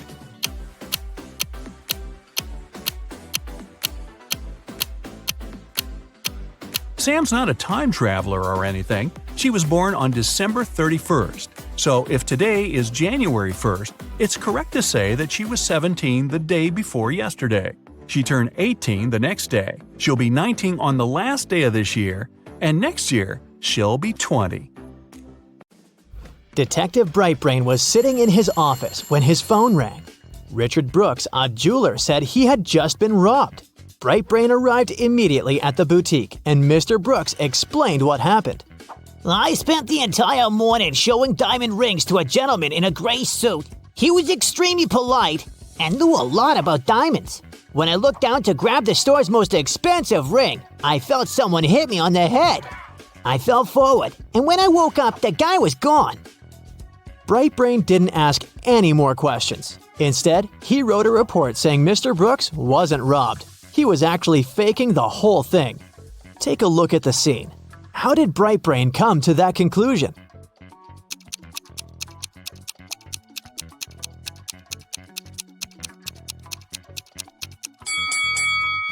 If Mr. Brooks fell forward, the weight of his body would have broken the glass counter in front of him. And look, there's not even a scratch. The next day, Brightbrain was driving to work when he got hit by a red Chevrolet. The guy got away pretty fast, but the detective managed to see the car's license plate began with 62. Back at the office, Brightbrain tracked down the possible owner of the vehicle, Mr. Neander. The detective arrived at Mr. Neander's house together with the police and immediately saw a red Chevrolet with a 62 license plate in the yard, but there weren't any signs of a collision. Brightbrain interrogated the subject, but Mr. Neander said, I swear it wasn't me. I haven't left the house in 2 days, and I can't use my car because I lost the keys a week ago. Brightbrain approached the vehicle and leaned on the hood of the car to peep inside. He immediately said, I know you're lying. How was Brightbrain so sure?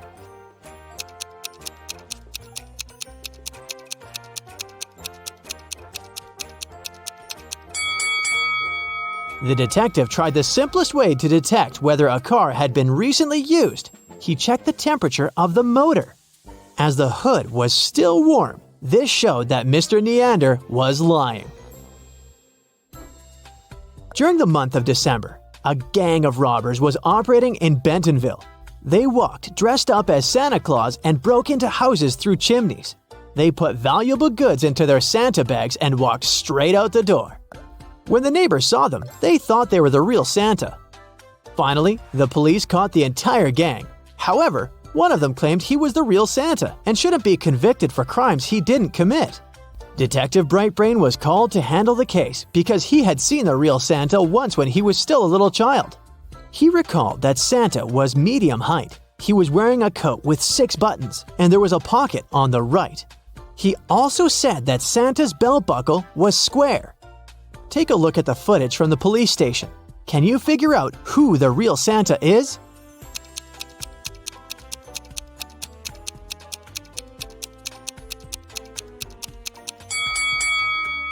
It's the second one on the right. He fits all of Brightbrain's descriptions. It was raining when Brightbrain decided to drive down to the gym. Halfway there, a woman stopped his car asking for help. She said someone had just bumped into her car and drove away. When the detective took a look around, the only person next to the place of the incident was a man fixing his tire. The lady said that was the car that bumped into hers. But when Brightbrain went to talk to the man, he said it couldn't be true because he was busy fixing his car the whole time. Can you tell who's lying?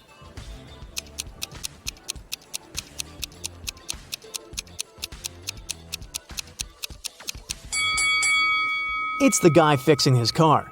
The rain just recently started, which means that if he was fixing his car the whole time, the ground underneath it would have been dry. But look, it's wet. This means he's just arrived there and was actually the one responsible for the incident. The next day, Brightbrain left his girlfriend's house directly to his office building. He was late for work, so he ignored several stop signs along the way. A police car passed by him exactly at the moment he was turning the wrong way onto a one-way street, but the officers didn't arrest him. Why?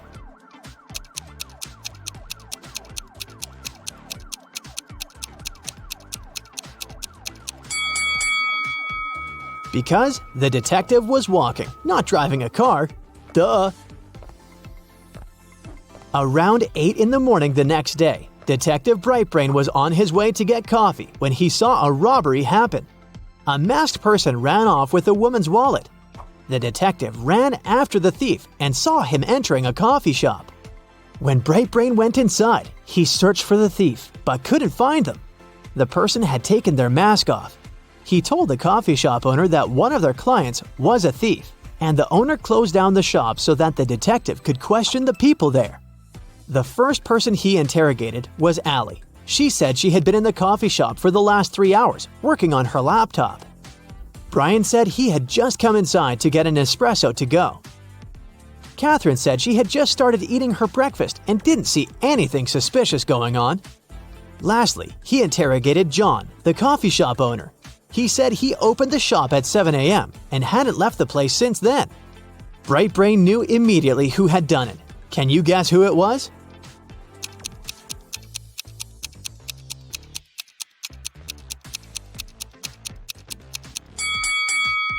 It was Allie. She said she'd been in the shop for the past 3 hours, but the shop had just opened at 7 o'clock. At his office, Bright Brain received a strange text message from his workmate, Harry. The text said, "Zucchini is in the fridge. Otherwise, I'm fine. Okay?" The weird text made the detective think there was a message hidden inside. After a few minutes, he found a hidden word in the message. Can you guess what it was?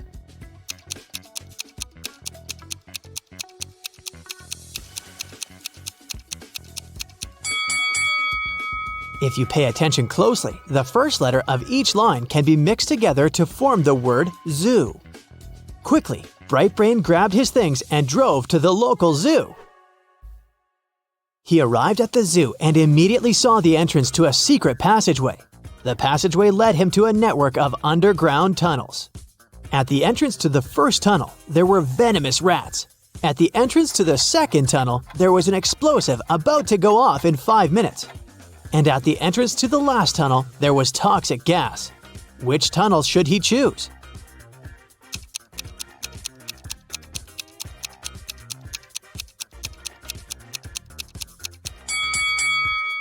The second one, of course. He can pass through the tunnel after the explosive goes off.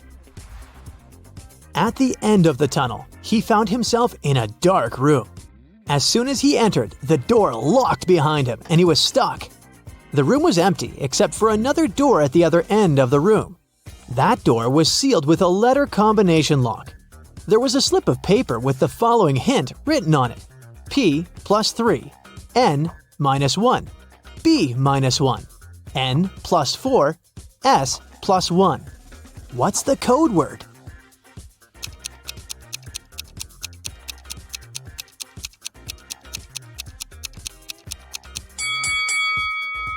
It took Bright Brain a while to figure it out, but he was able to crack the code. The code word was SMART. The key to this riddle was hidden in the alphabet. P plus its 3 following letters is S. N minus 1 letter is M, and so on. Phew, the door opened and led him to another room where he finally met Harry. Bright Brain untied his workmate and told him he was going to get them out of that situation. But when he looked around, he noticed they were standing at the bottom of a very deep well. Looking up, they could see the clear blue sky, but it looked like there was no way out. The detective felt soil falling onto their heads, and he feared they were going to be buried in mud.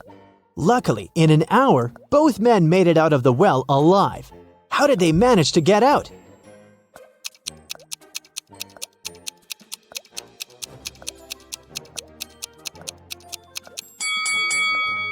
They managed to tamp down the soil that was falling into the well. This way, they would get closer and closer to the surface until they managed to jump out and run away. That's it for Bright Brain's adventure today. That was a lot.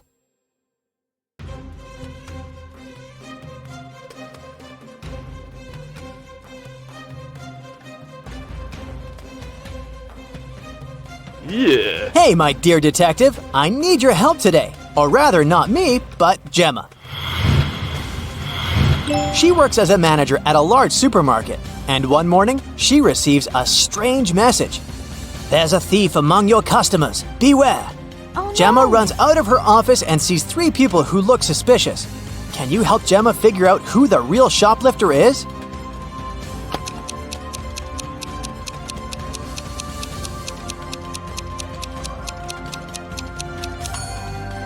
It's the guy in the middle. If his arm was really broken, he wouldn't be able to carry that blanket. Mark's boss gave him a task to bring some important documents from his house. But when the guy arrived, he saw that the door was locked. And to get inside, he needed a password. Mark saw a sequence of numbers. 1347118. He needed to figure out the next 4 digits. They would make up the password. Can you help the guy?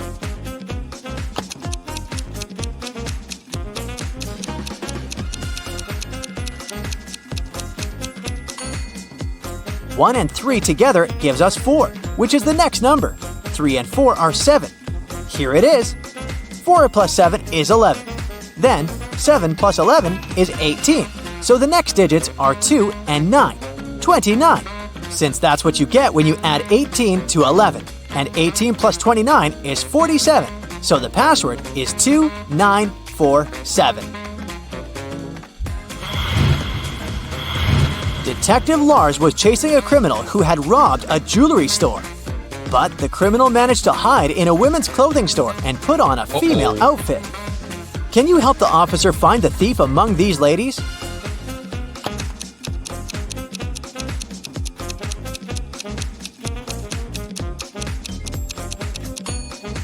This elegant woman on the right is wearing the same sneakers as the criminal did during the robbery.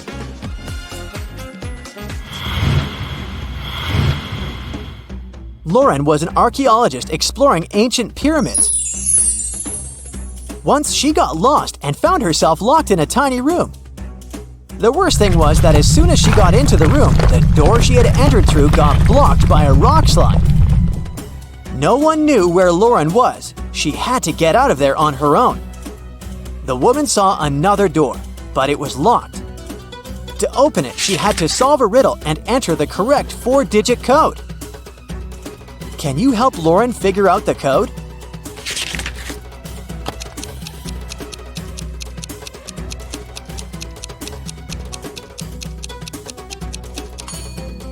Each digit of the code is the number of letters in the alphabet that stand between the letters in the riddle. So, we've got 5, 1, 3, and 9.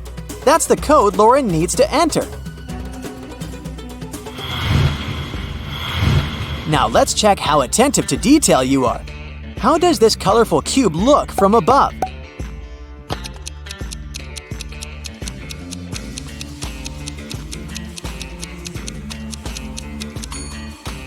The correct variant is picture number 4. The next task, try to find all the differences between these two pictures.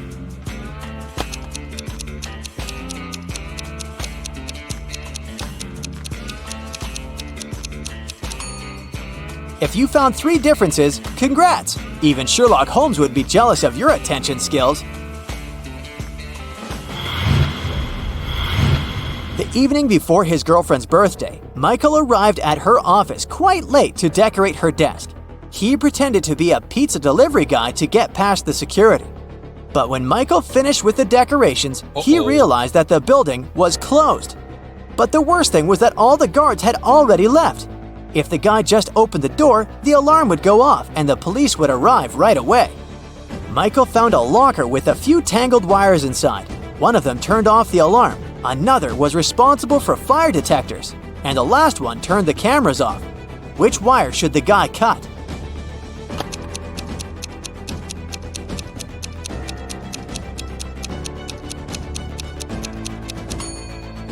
The green one. It'll turn the alarm off. Don't let this riddle baffle you. It's not as difficult as it may seem at first. Take your time, write down some notes, and you'll crack it in no time. Yeah.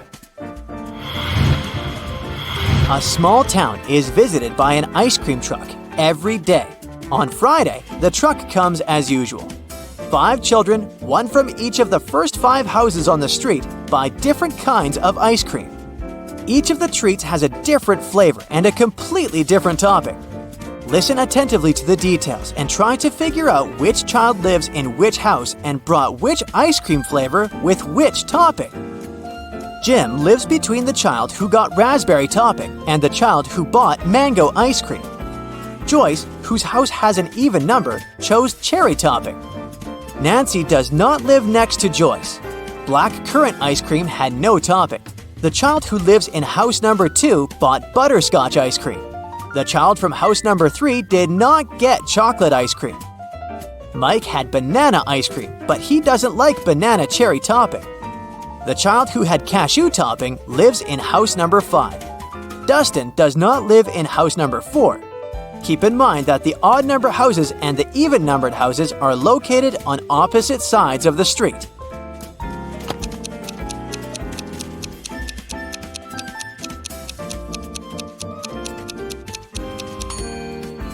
So, here's the answer.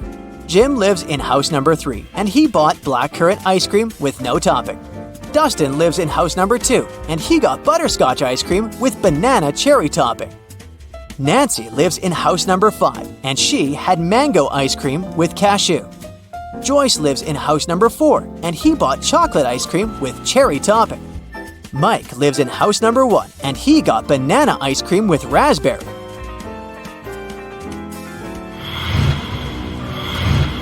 A long time ago, a king ruled the great kingdom of Trojan House. As part of the renovation of the kingdom to meet new security needs, he asked his chief architect to create a new construction plan. The king's idea was that all of his 10 castles should be connected with 5 straight walls, and each wall must connect 4 castles together.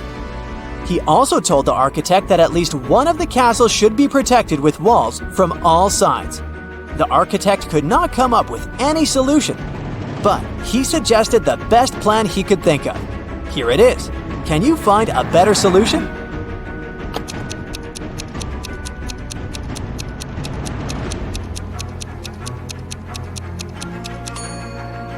That's the solution the king will like much more.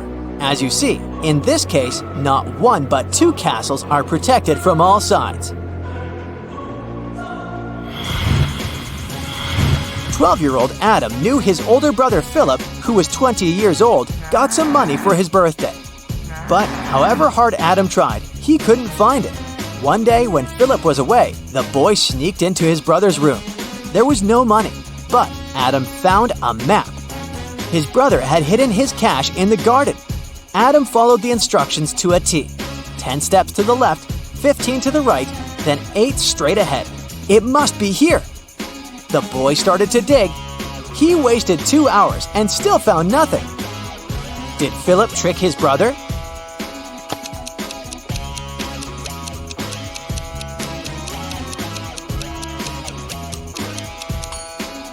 Due to their age and size difference, Adam's steps were smaller than his brother's. That's why he was looking for the money in the wrong place. Jason, a rich traveler, stayed in a small but expensive hotel at the seaside. During a severe storm with gale-force winds, there was a blackout. The whole area was plunged into darkness. People stayed without electricity for at least 2 hours. The problem was finally solved. But Jason discovered that during the blackout, someone had taken his wallet with a lot of cash and his credit cards. The police arrived and questioned the people who had been in the hotel at that time. Justin, the receptionist, told the detective he had been in the basement. He was trying to start an emergency generator. Unfortunately, he didn't succeed.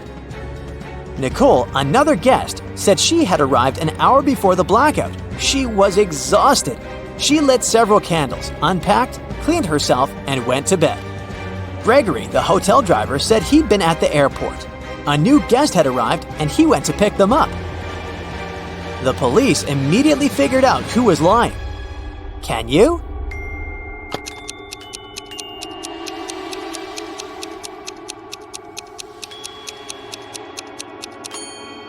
The blackout was caused by a bad storm, and planes don't fly in such windy conditions.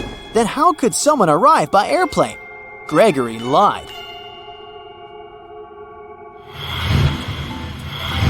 Look at this picture attentively and try to figure out what's wrong here.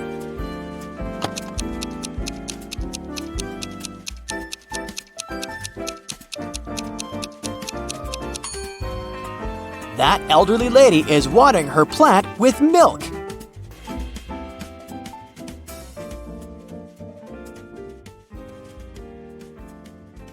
Sarah was a famous guitar player in a popular rock band. On Friday, the band was going to have a big gig.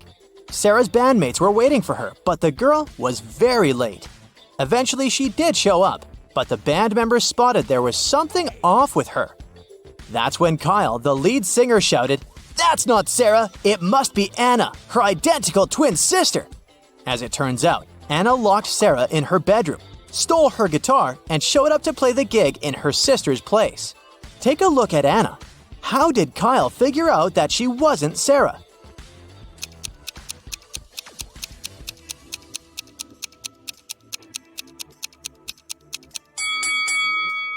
Look at Anna's fingernails. They're huge. As a guitar player, Sarah always kept her nails pretty short. That's a common practice, you know, in order to play better. A man came to the local farmer's market to sell watermelons. After he sold half of the watermelons and half of another watermelon, he saw he had one watermelon left. How can you tell how many watermelons he took to the farmer's market in the first place?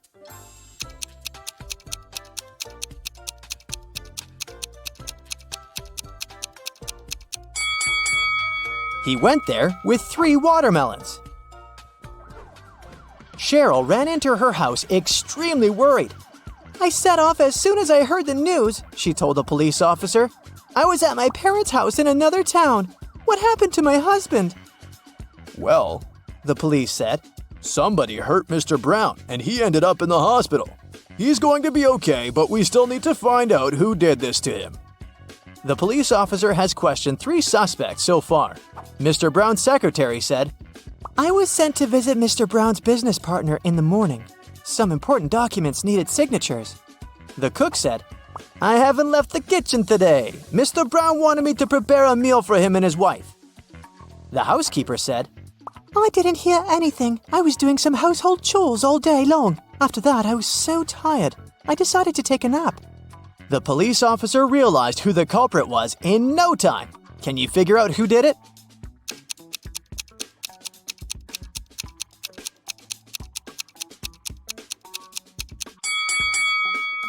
It was the cook. Mr. Brown probably didn't ask him to cook anything for his wife, since she was out of town all along.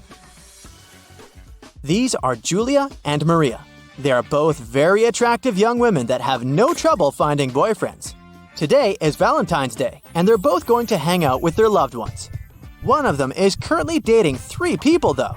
So she's probably going to run from date to date. Just by looking at this image, can you tell which one it is?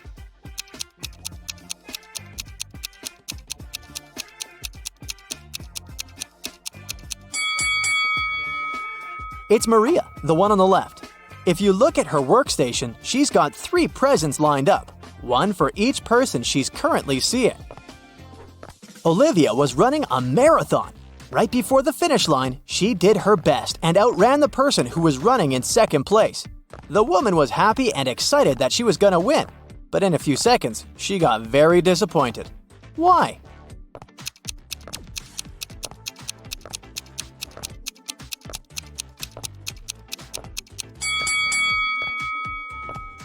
Because Olivia finished in second place when she wanted to finish first. This is what happened. She was fast enough to outrun the person who was going to win second place, but she wasn't fast enough to outrun the person who finished first. But hey, it's a good result anyway. Amanda loves dogs very much. One day, she was on her usual runs through Central Park when she saw an adorable corgi. The dog was friendly, and Amanda even pet the animal. Soon, the pooch's owner appeared and the girl asked him how old the dog was. Well, in 2 years, Luna will be twice as old as she was 5 years ago. Amanda nodded and continued her walk. Did you understand how old the dog was?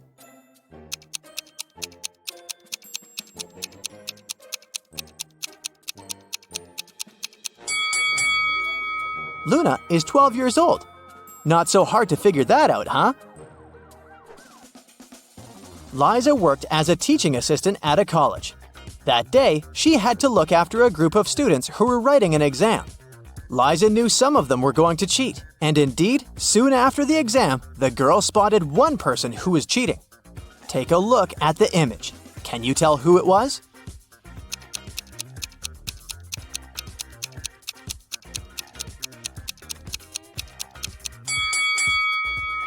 It's the guy in the back of the classroom. He's got the answers written on his arm.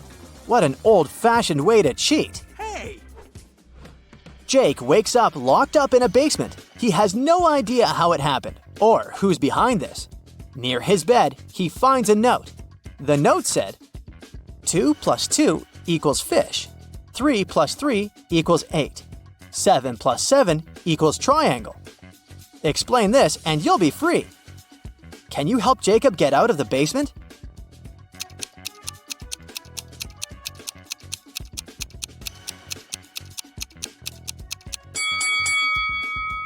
This is a tricky one. What you need to do is overlay the numbers on top of each other, but you've got to flip the numbers in the second row backwards. This way, you'll get the image of a fish, of the number 8, and of a triangle. Yikes! There are 3 important rooms in the house. The first room is a library full of rare books. The second room stores piles of money and gold. And the third room has boxes full of expensive jewelry in it. In case of a fire emergency, which room should police officers try to extinguish the fire first?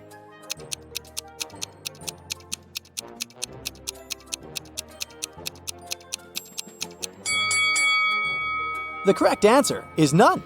Policemen don't fight fire, do they? That's the job of firefighters. Detective Hugh was called to arrest a notorious thief known by the name Pinkface. He was a master of disguise and magic tricks and had been on the run for years. But when Detective Hugh got a call with Pinkface's exact location, he hurried to the spot. He arrived and saw the thief trying to run away. The detective ran after him and saw him getting inside an old trash can. There were 4 cans side by side, and as the detective ran towards them, they started moving around. "Oh no!" the detective shouted. Can you guess which trash can Pinkface was hidden inside?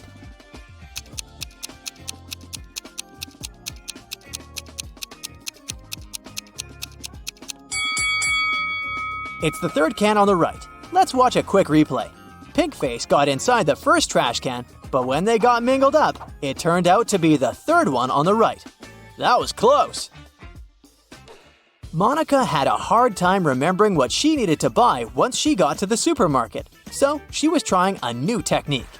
She drew images of everything she needed to buy and scattered them around the house. This way, she would easily remember her grocery list. Take a look around Monica's living room and memorize all the scattered items in her house. Now, can you choose correctly everything she needed to buy from this image?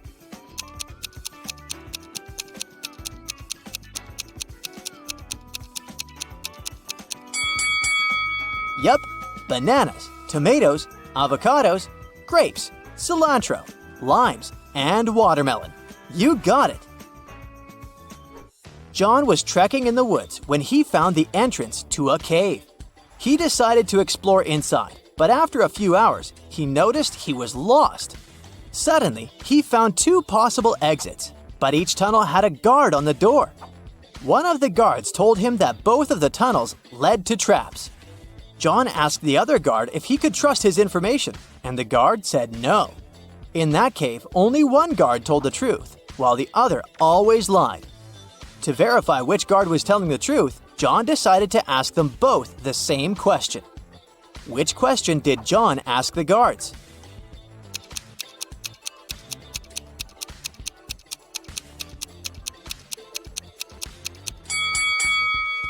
John asked, would the other guards say these tunnels led to the exit? If they answered no, then John would know he was safe to follow the tunnels and get out of the cave.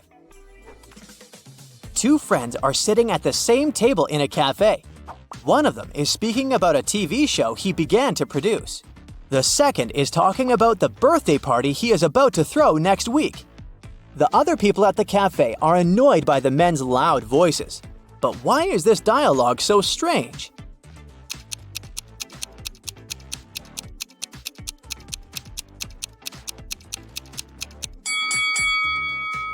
Well, these 2 guys aren't speaking to each other. They're talking on their phones through headphones.